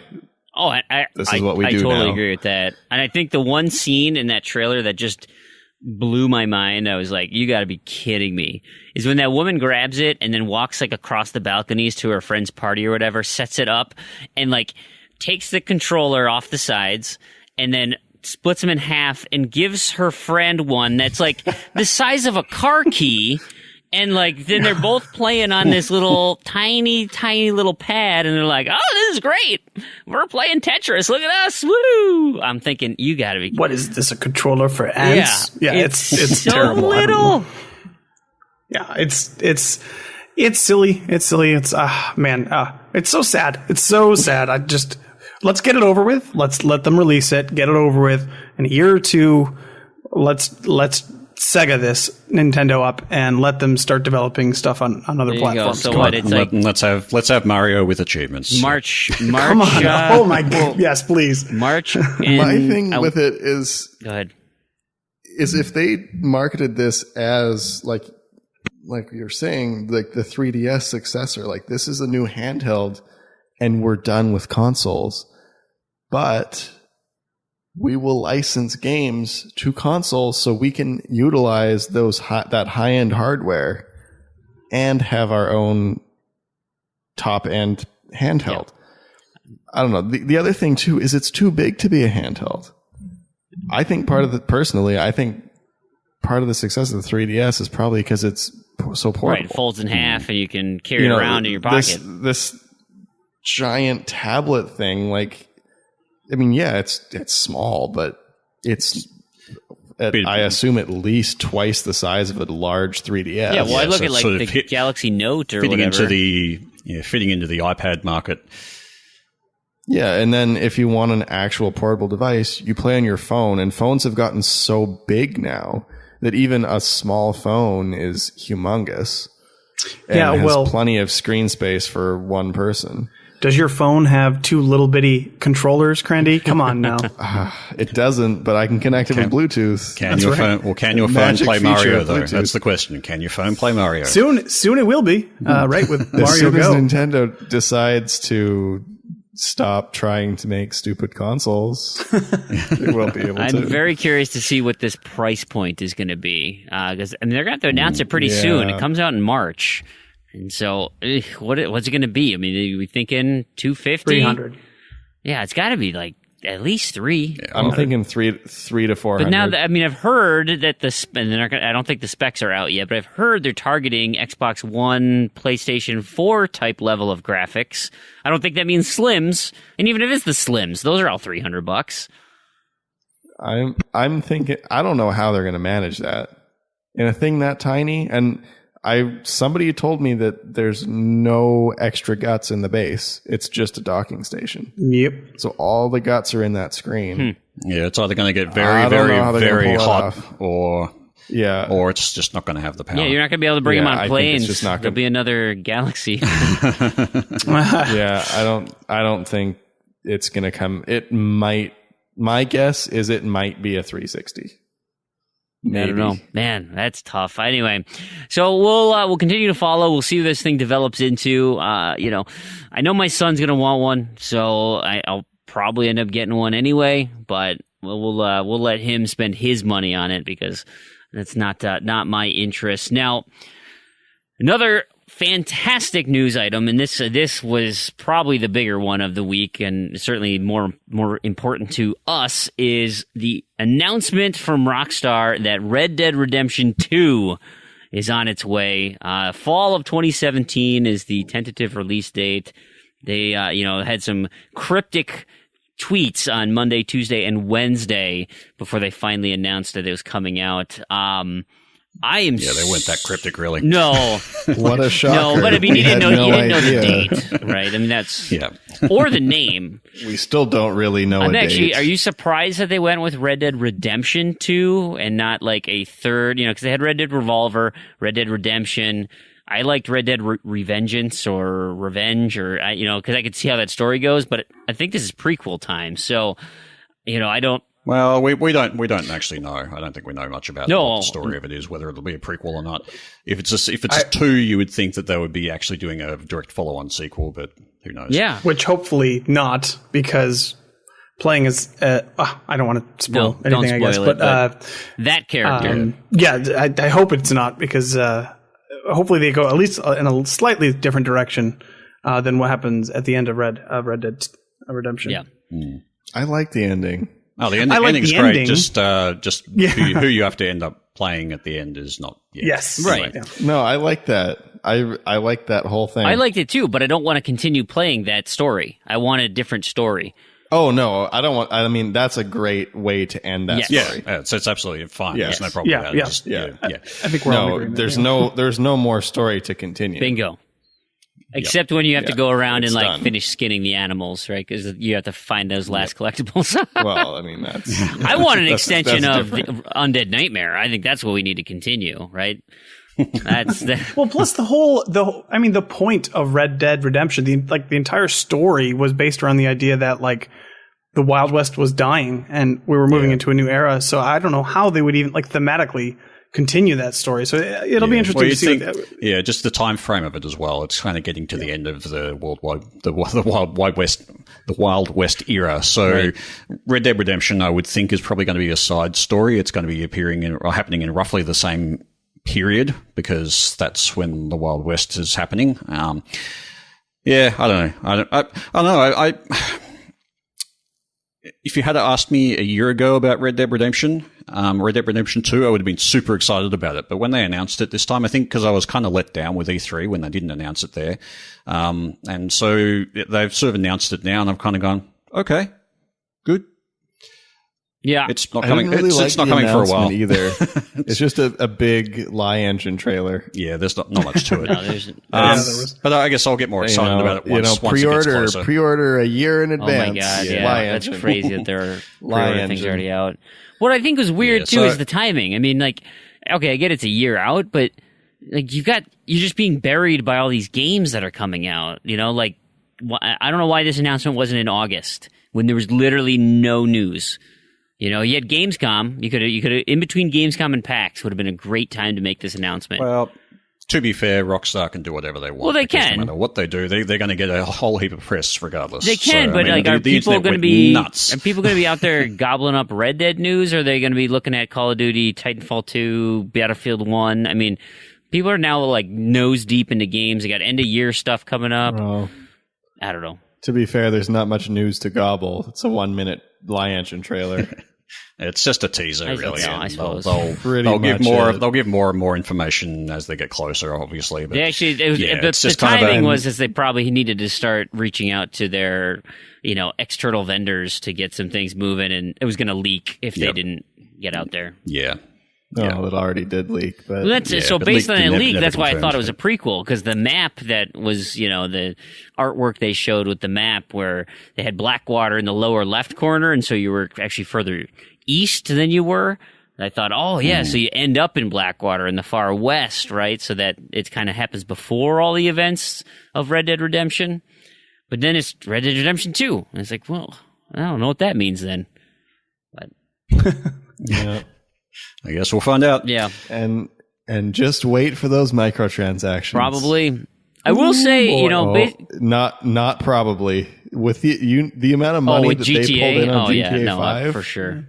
That is no probably. That is a guaranteed, set in stone, full of microtransactions. Do you think that all the gambling in Red Dead Redemption will then just be essentially a separate online poker gambling site? Just it could be. They just do gamble your loot, your gold bags instead of your shark cards. Right? Yeah, I don't either. I totally just envision this. I mean, you couldn't cash it out for real money, but you could bet huge chunks of money with other players. You could probably buy new cowboy hats. Yeah, or a ranch. You could. You probably could buy could. a ranch. A ranch, yeah. Mm-hmm. Or, what'll end up happening is what happens in RuneScape. You have these people that have they will gamble on fights, but there are fights that are just basically 50-50. One person wins, one person loses. Multiple, more than 10 times max money. Jeez. Just because they have so much money that they just gamble it for fun. Yeah. And it's if you're talking that's enough to buy I don't know, 10 million buys you 14 days of membership. And if you have the max money is 2.1 billion, that's years of membership worth, I don't know, hundreds to thousands of dollars if you could actually cash it out, but you can't. It's just, I just imagine that happening. You just have these people that just have so much online money for whatever reason. Just, it's this is gamble it for fun. Who cares? Back to Red Dead. The one thing to prove, based on what you said, that I could find interesting is if in the sequel there's more of the that urban creep that gets in there. You kind of saw a little bit in Blackwater where it was a little bit more of an established town, but one of maybe those towns that have a few more automobiles, and that you're kind of really butting heads with the urban sprawl and the rustic west, and kind of that clash, that people not wanting to give up their old ways but still trying to embrace technology and things I could see that being compelling, and Rockstar putting a cool story together on that. But I'm really curious. I'm excited. I really am excited for this game. I loved Red Dead. Do you know what years Red Dead was supposed to take place in approximately? 1999. Wasn't it? Did you just say 1999? Okay. It was right around the turn of the century, with BioShock. Yeah. 1905, I think. Yeah. I'm trying to remember the newspapers. There's newspapers in Blackwater that actually had the date, and I want to say it's in that range. Yeah, it was right. It was within that range. It was the very beginning of automobiles, the very beginning of the telephone, even. So those things were just coming in, but before World War One. So yeah, it's within the 1900 to 1910 range. I'm pretty sure it was set. Yeah. Okay. Because I was thinking maybe they're going to do something 1911. I don't know. 1911. I just looked it up. I don't know why this popped in my head. I was saying, oh, maybe they'll do something with like the Gold Rush. I was like, no, that's too old. Because you get like all the people, you get a bunch of people coming in. Right. I don't know what I'm talking about. Yep. Well, here you can here's something else. And on that bombshell, I was gonna say, here's something else you won't know what to talk about. But the final piece of news is that it's now official. The video game voice actors have gone on strike. It's been talked about for quite some time now. I think initial grumblings were in 2015 of last year, where they were just kind of unhappy with how the pay was structured and things. Well, they officially have gone on strike. Mostly, I think the big thing they want is hazard pay would be nice, right? If their voice gets hurt doing hard things, hard voices that are grating on their vocal cords, they want a little bit of that. But the main one is getting money for residuals.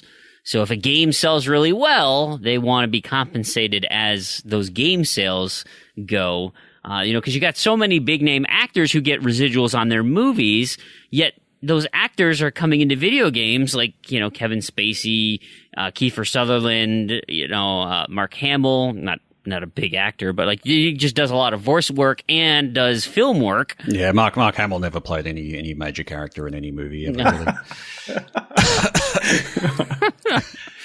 Really. In other news, Nolan North just got a week off from work. Yeah. So so he's excited.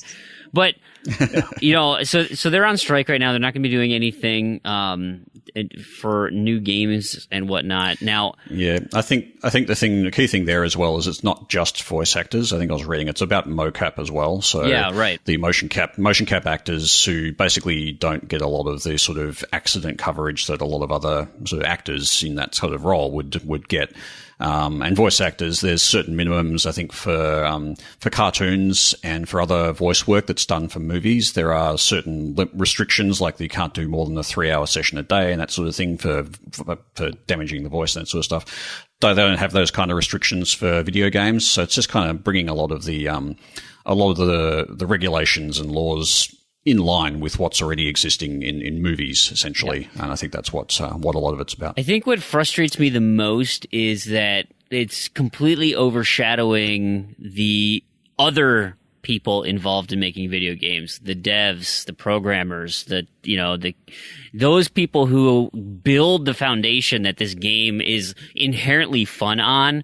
And I feel the same way about the movie industry too, where it's like those people, I'm sure they get, obviously they get paid. It's a job that they do, but they're not making the ridiculous amounts of money that the quote unquote talent is making.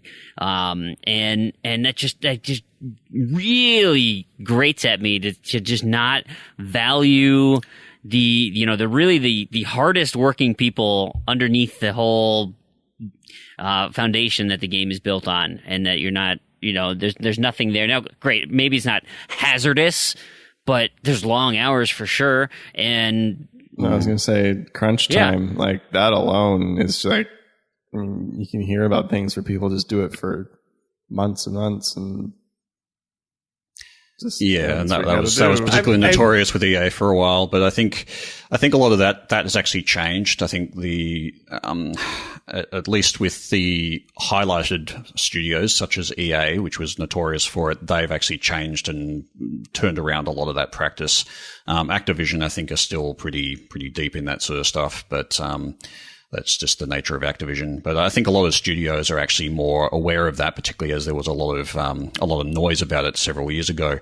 But I just want to sort of highlight one thing. I'm not actually sure that the voice actors and mocap people are really making the mega bucks, as you sort of are hinting at there, Fream, because they would make some money, but really they're in there just to say a bunch of lines, and they might only be part of the entire process for a week. And then they're gone. So they'll get paid for that period. But the developers and so forth that are there for the long haul, they're there for 6 months, a year, or 2 years, or however long it takes to actually develop the game. They're getting continually paid as a salary as part of that. So I'm not sure you can really compare the two that way.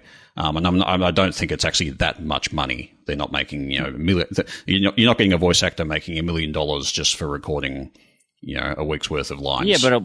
Yeah, would a game like GTA 5, where if they would be getting residuals on that, could they? Because the game is so successful.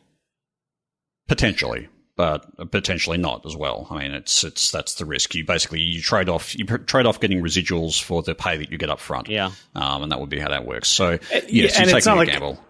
And it's not like every voice actor would get residuals. Just like not every actor gets residuals on, in a movie or a television show. It's the main characters or whatever, the people who do the most or have the most front facing job. I was going to say the same thing, that I don't really think these people are getting paid super crazy amounts of money in the first place. So it doesn't seem unreasonable to me that they're doing these kinds of things, especially when, like, say you're voicing someone who is kind of iconic, who is attached to your voice, like, say, Master Chief or something like that. It makes sense that these people would, are attached to this huge success and maybe don't get as much as they think that they're deserved. But it's a balancing act, and I'm sure they'll figure it out. And I was also going to say, that I don't think that it's going to affect, because there have been sorry, can't think of the word. Obviously, there have been strikes before, but I don't think it'll affect the video game industry the same way that it has the movie or TV industry, because it's such a longer turnaround for video games that probably by the time they've sorted all this out, there'll still be enough time to get those people back in there. Because you got longer turnaround. So maybe not. I think what you're talking about there is the Writers Guild.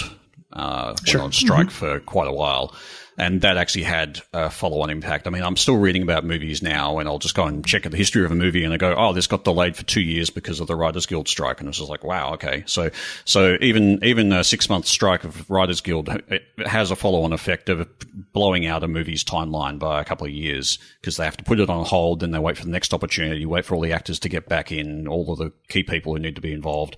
It really, I think these things can actually impact. So if you've got a game that's kind of wrapping up most of the development work now, and you've just got to go and get the voice actors in to do the final sort of voice work, and they're all on strike, your game can't release. So you're stuck. And you have to wait until that strike is finished now before you can even do that. So basically you shut down the studio because there's nothing else to do.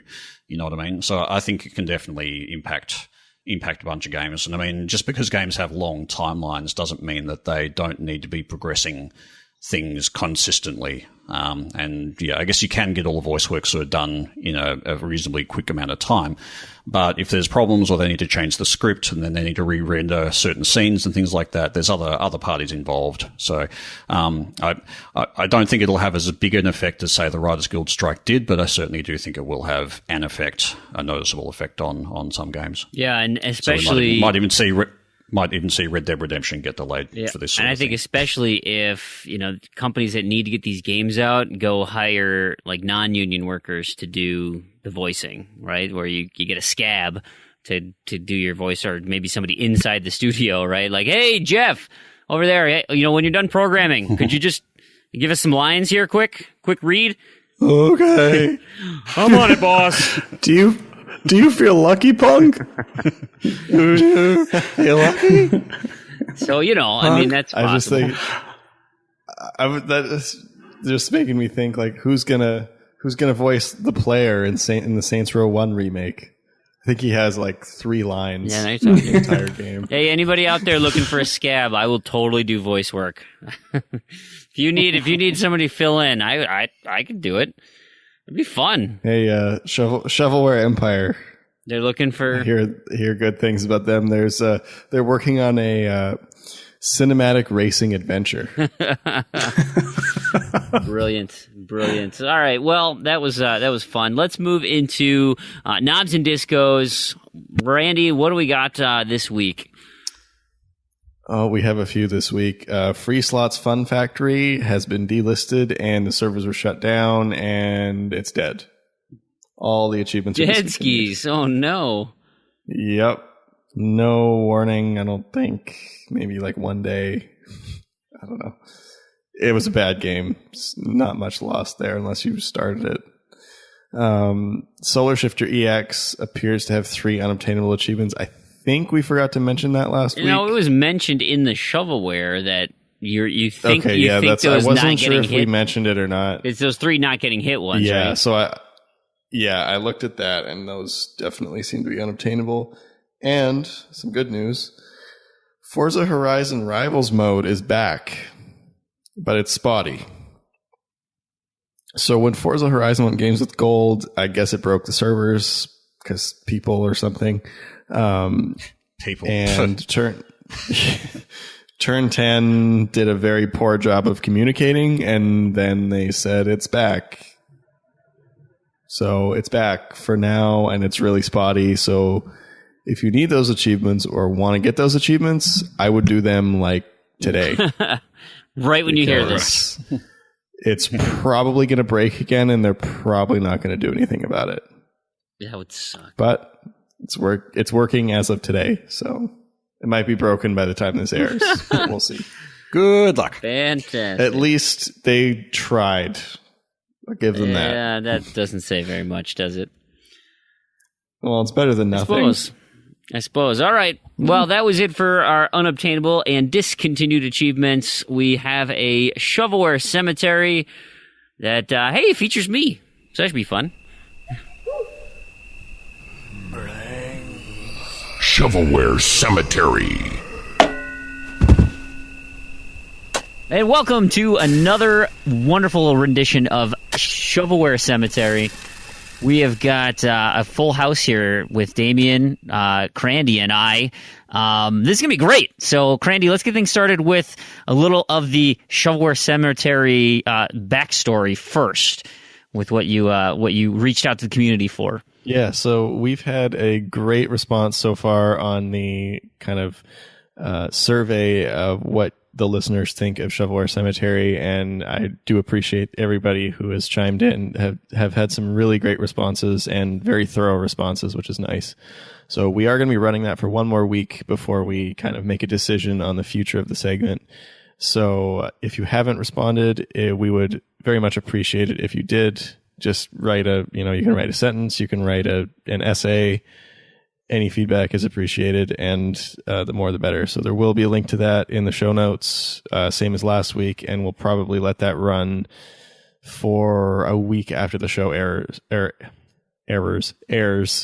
and then kind of have a decision after that. So we wanted to definitely have it open for at least 2 weeks in case some people are a little behind. Or thank you so much, everybody who's chimed in. That's been awesome. We appreciate it too.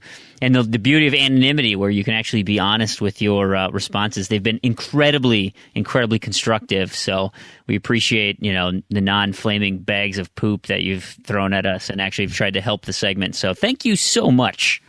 I didn't think the internet had that in them, but it is strange, isn't it? Yeah, it's amazing.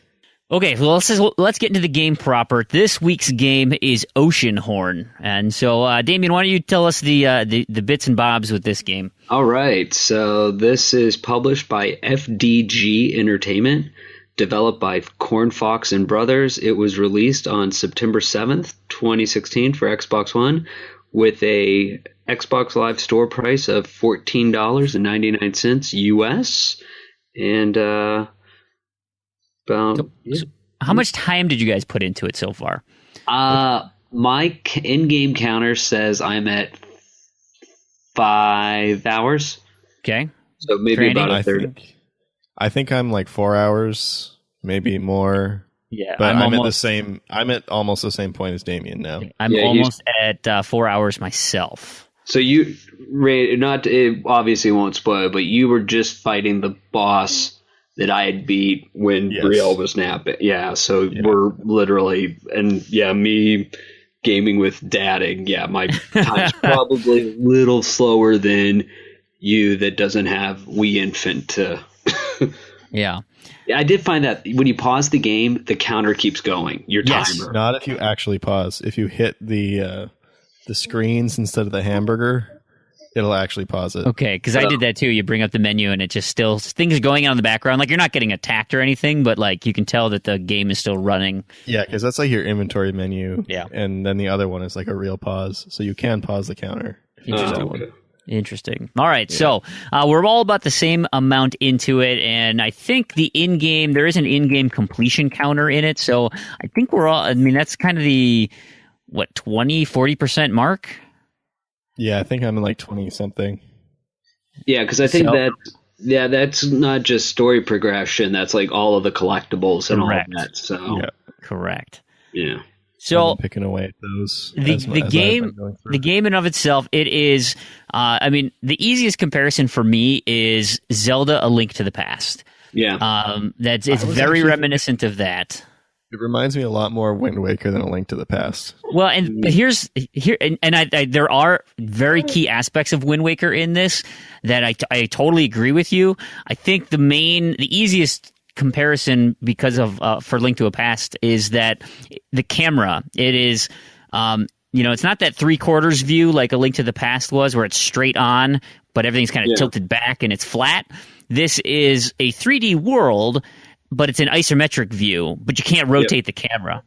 You can shift it slightly to like the left or the right, but that's it. Yeah, it like barely shakes the camera. Very similar to Lumo. Yeah, and so personally, like I'm actually gonna knock it for that because that really it took me a while to get over the fact that I couldn't see around this like mountain that you start off on, and it was like, what's around that corner over there? Like just peek your head around there because the world, the art is so beautiful and it's so like lush and vibrant, and it's like I just want to be able to kind of spin the camera to see everything. But I don't have that option. And so that was kind of frustrating. But all in all, like the art style is gorgeous. I think the colors really pop, and I really enjoyed, what I saw with all the aesthetic choices they made. Yeah. No, and it was, I would have to agree with that. And actually, I was making a point to Randy earlier.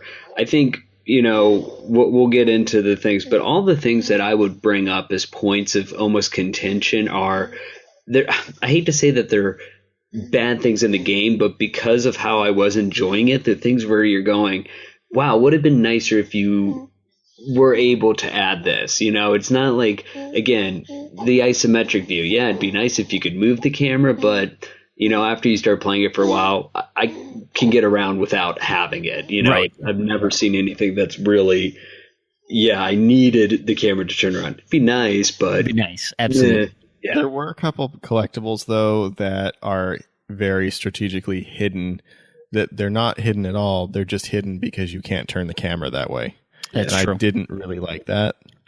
I mean, I still found them. I mean, I just noticed because you have to like go around a corner around the long way and kind of assume that you can go there because you can't turn the camera to see it. Absolutely. And speaking of those collectibles, that was, and this is kind of a note to our listeners, because this took me forever to figure out, is the main collectibles are these bloodstones.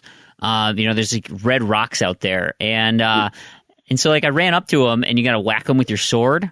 And I was like, oh, okay, well, it made a tink sound like I was hitting a rock, which it pretty much is, right? And I was like, oh, maybe I need like a hammer or something down the road, or maybe a bomb. I don't know how to break this thing.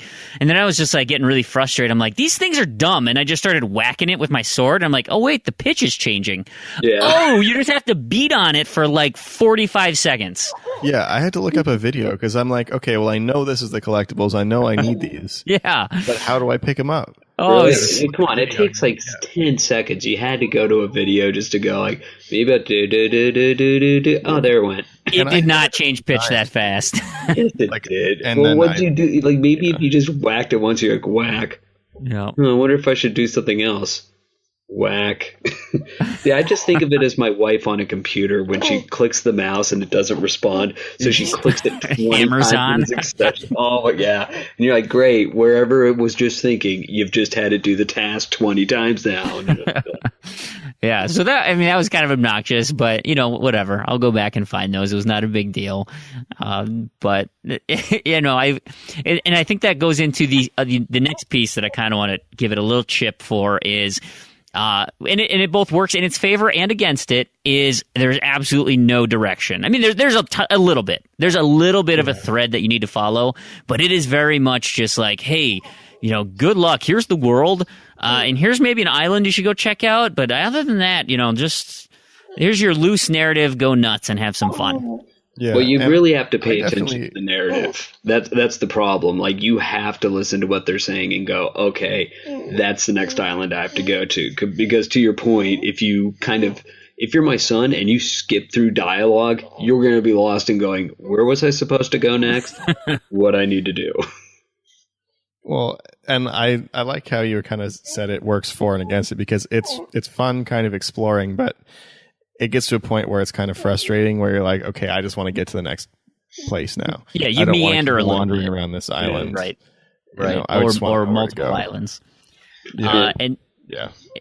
And then the other thing is so the Wind Waker analogy that you had earlier, and why I think it's so apropos is the aesthetics, right? Wind Waker was beautifully bright and fun, and there's a ton of ship travel in it. The aesthetics and just kind of the movement and combat style.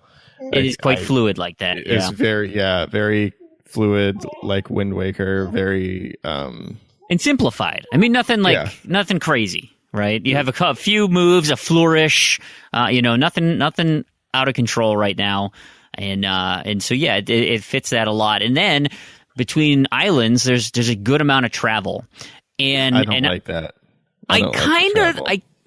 So it's kind of annoying, but it's also kind of fun. It is essentially so after you get to a couple of islands, you are awarded a weapon for your boat. And then it becomes essentially between travel points an on-rail shooter. And it's just kind of a dumb, to me, it's like a dumb mini game, right? That it's just, you're essentially on a load screen and you just have to be blasting things. Well, I think the worst part is once you get past, I don't know what level you're at. I'm at level 6 now. And now the amount of experience that it takes to get between levels, and you get 1 experience point for shooting one of those things in the water. You're going, oh, come on. Do I even have to do this? Go to the next island. And it's not like it's optional. You get some bonuses, because they're right in your path. Oh yeah, no, they're gonna knock you down, especially the mines or the octopus that shoots at you. Yeah, it's basically Dragon Warrior. You're level 72, and now you're you got slimes in your way, and you're going, really? Do you have to load? That's one hit, it's dead. Fine, next. Yeah. It's kind of tedious, but it's better than a load screen. So. Yeah. Oh, I agree. And then the final piece that I kind of want to give it a little chip on is it takes a little bit to get the story moving.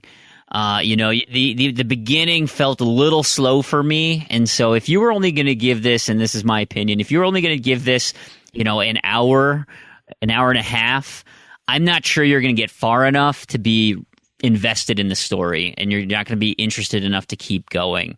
It's kind of that threshold where you're like, okay, I see where this is building to, or you hearken back to old games and say, I like where this is starting. And it reminds me of old adventure games, and so I'm excited to see where it leads, because then it just starts to continue to build and build and build, and that's where I think it starts to shine. Yeah, I think the other thing I was going to add on a knock is I don't, again, maybe it changes after, 5 hours in. It's not very difficult. I'm in the sense that the enemies aren't, maybe the one guy with the sledgehammers are slightly annoying. That thing occasionally kills me, but nothing really kills you. Everything's pretty much just run around, whack them. And again, as you get further and further along, there's not really, I seem to have been pretty good with my strategy of just run forward and whack them real quickly and take everything out. Well, and once you beat one of those sledgehammer guys, they go down real quick. Once you figure out how to beat them, it's no problem. Oh, you know what I do now? I just cast spells and I drop rocks on their head from afar. I just use my shield. Oh, that works too. They're very Those all work. That also reminded me of one other little ticky-tack thing that was kind of annoying is and now I forgot it. Damn Yeah, it. we're just ragging on this game. Well, it's and that's really why I fun. wanted to get all these out of the way at the beginning, because then that can lead into the latter part of the conversation. Because, and we might as well go there now, because I can't remember what the last little piece that I wanted to nitpick on is. Oh, I do remember now. The action animation, the X button, right? The action where you want to talk or you open a door or whatever. Yeah.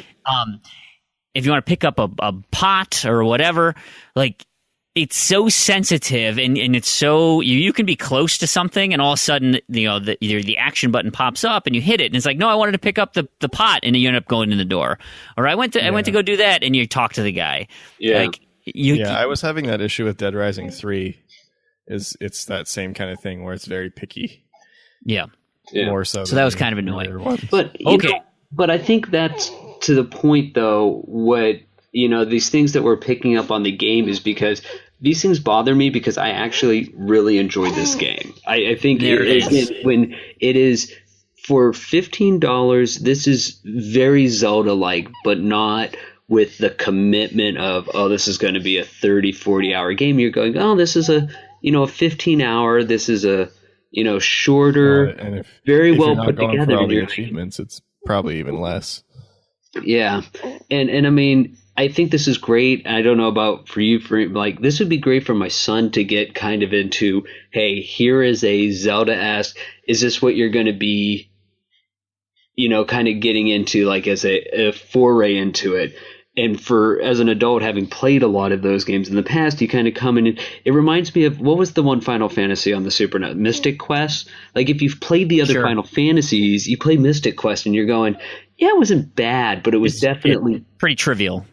Yeah, and this is what that feels like. If you've played a lot of these action adventure type, if you've done the commitments of Zelda, you're gonna play this and you're like, yeah, this is good for it, but I want a lot more. But at $15, I don't know. I mean, this is really well done, and you're like, wow, I would really like to see a full blown, $30, make it a 30-hour game.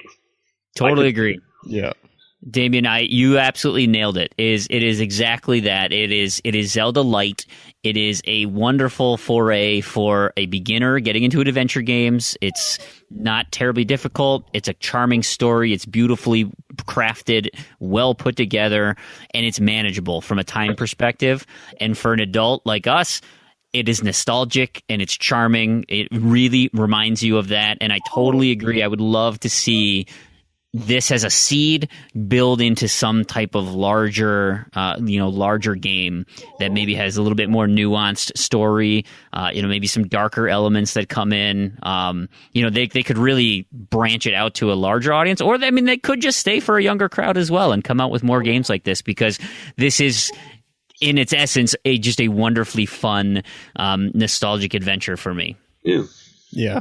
It really felt to me kind of like a Zelda on DS or something, where, it wasn't quite the size and scale of one that would have been on a home console, but still substantial and very good for what it is. Totally agree. Yeah. Other than, the 10 minutes of complaining we just did. Right. So, and it's, again, all nitpicky things, because the game is pretty well polished. There's not much to complain about. The game is fun and beautiful, and so I feel super comfortable saying Sanctuary it is. Absolutely. I really enjoyed this. At that price point, $15, like, you can't go wrong. It's... Yeah, no, this is... even if it was... This could go up to, 20, and it would still be good. Yeah, I definitely agree. They've nailed the price point, even without on sale. At the price point it is, it's great. Totally agree. Yeah, definitely gonna put this one in Sanctuary. Fantastic. Well, thanks everybody, and I hope you enjoyed Shovelware. Please don't forget, head back over to the forums and or the show notes for the show, and let us know what you think about the Shovelware Cemetery, what you want to hear, any other suggestions you have for the segment. We would love your input. Now, let's wrap up the show here. Just got a few more things I want to touch on. I actually have a few items for Zombie News Quarter this week. I'm really excited about this. Of course, we all know last weekend, when this airs, was the season premiere of Walking Dead Season 7. Don't spoil it for me. I finally can catch up on season 5. Those last 3 episodes I missed. But season 7's premiere, right before that came out, the AMC renewed The Walking Dead for season 8. So it's going on at least 2 full seasons more. I hear it was a doozy. So I'm excited for that, but you got at least 2 more seasons. Who knows who's going to survive for season 8? That's kind of a thread within these shows. The other piece of zombie news I want to touch on, the makers, PopCap Games, the makers of Plants vs. Zombies and all the iterations therein, well, they've got a new one. I mentioned it before on a previous show. It is the Hearthstone ripoff. Ripoff, maybe an ode to, or in honor of, in homage to, whatever. It's called Plants vs. Zombies Heroes, and it's a clever little tale about some Dr. Zomboss machine that goes haywire and turns all of the regular plants into superhero plants. And so, much like how Hearthstone heroes lead an army of, the little tokens into battle, this is very similar, where you have plants and zombie heroes. So, for instance, they're all named after, like, superheroes, kind of. So there's the Green Shadow. He's a pea pod plant. There's Super Brains, the super zombie. There's all sorts of different characters. I think there's like 10 or 12 of each side. And then you've got a random assortment of critters, and it's just like Hearthstone. You've got your life, you got your health. Now, the interesting thing they do in this as far as balance, so in Hearthstone, you got the mana gem that it's a card that you can play. So whoever goes first, they get to start, but the second person to play, they have the +1 mana that they can use at any time. Well, this is a little different. They have it where the zombies always go first. They always play creatures first, essentially, characters first. And then the plants do their entire turn. That includes both playing your plants and playing your spells. And then they have what the next phase is called zombie tricks, where the zombies get to play their spells. Now, they can't summon new creatures, but they can, sometimes a spell will summon a creature or do direct damage or whatever. And then you have a combat in both, and it's set up in 5 lanes, and the lanes fight each other into combat. You're always trading damage. Some of the lanes are like elevated. Some of the lanes have water in them, and you need a special water creature to be in there. It's kind of fun. I'm enjoying it so far. It's very campy, very silly. Of course, it's rife is the word I'm looking for. Rife with microtransactions, but we'd expect that from a mobile title. So if you're out there, feel free to look me up. We can, I'm more than happy to have friends. I've been playing quite a bit. Freamhole, of course. I'm Freamhole everywhere. You're going to find me everywhere like that. Join me. Plants vs. Zombies. Heroes. It's fun. So I think that's about it for the show. I think that's about it for everything here. I just want to thank everybody for listening. I hope you enjoyed it, because it's been a blast recording it. And if you could help us out, if you enjoyed it and want to help us out, the best free way to help out the show is to give us a review on whatever you're listening to this. iTunes, Google Play, Stitcher, wherever. We're all over the place. A review with a positive star, heart, whatever the rating is, so helpful in getting us to spread the word. Of course, just tell your friends. Talk about it on social media, wherever. We would love to hear from new people spreading the word about the show. We hope you enjoy it, and that would be great. Of course, you can go to our website, z2z.com. You can find show notes for this show, credits, links to things that we've talked about. And I want to thank everybody who's taken the time to answer the survey that we mentioned 2 shows ago in terms of the Shovelware Cemetery segment. Crandy, Damien, and I had a great discussion after recording this week's Shovelware Cemetery. I think we've got a really good plan moving forward, but we still want to hear your feedback. So if you've got other things, other suggestions, and it doesn't have to be limited to Shovelware Cemetery. If you've got any other suggestions for the show, we've got a lot of things in the works on how we want to improve the show, and we always want to be fresh. We always be fun. We couldn't do this without you. So as far as our community is concerned, we love having you guys. We love gaming with you guys. And so please, please, please let us know what you want to hear, what you want to see, how we can interact with you better. Because there's not much of a community if the hosts aren't playing and having fun in the games with you guys. So, and if you're not in our Titanfall sessions, you get in our Titanfall session. Of course, so many of you probably have already beaten that game since it's so old, and we'll be moving on to Titanfall 2 here in the near future. Come on, I have such a huge backlog, I can't get there, but we'll work on it. Maybe I can find a more recent game that we can play. Of course, one of the best places is our forums.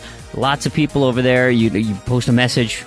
That's the less time-sensitive messages over at discourse.z2z.com. You want to really get into the guts of the community? Check out our Discord chat, DISCORD.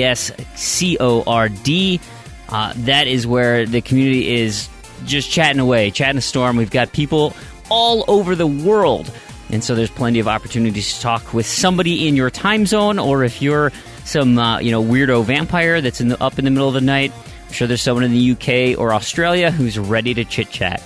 I do want to thank Libsyn, Discord, Trello, Twitter, Discourse, and Zencastr for providing tools to make the show. Of course, like I mentioned, Twitter, at ZZZEDTOZED, and TrueAchievements.com. You guys have been great. You guys give us so many tools to help pull this community together and make achievement hunting a reality.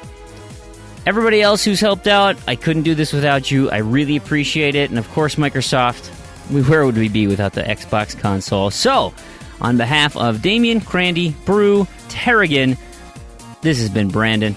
And to all you achievement hunters and Gamerscore junkies out there, thank you so much for listening, and we'll see you next episode.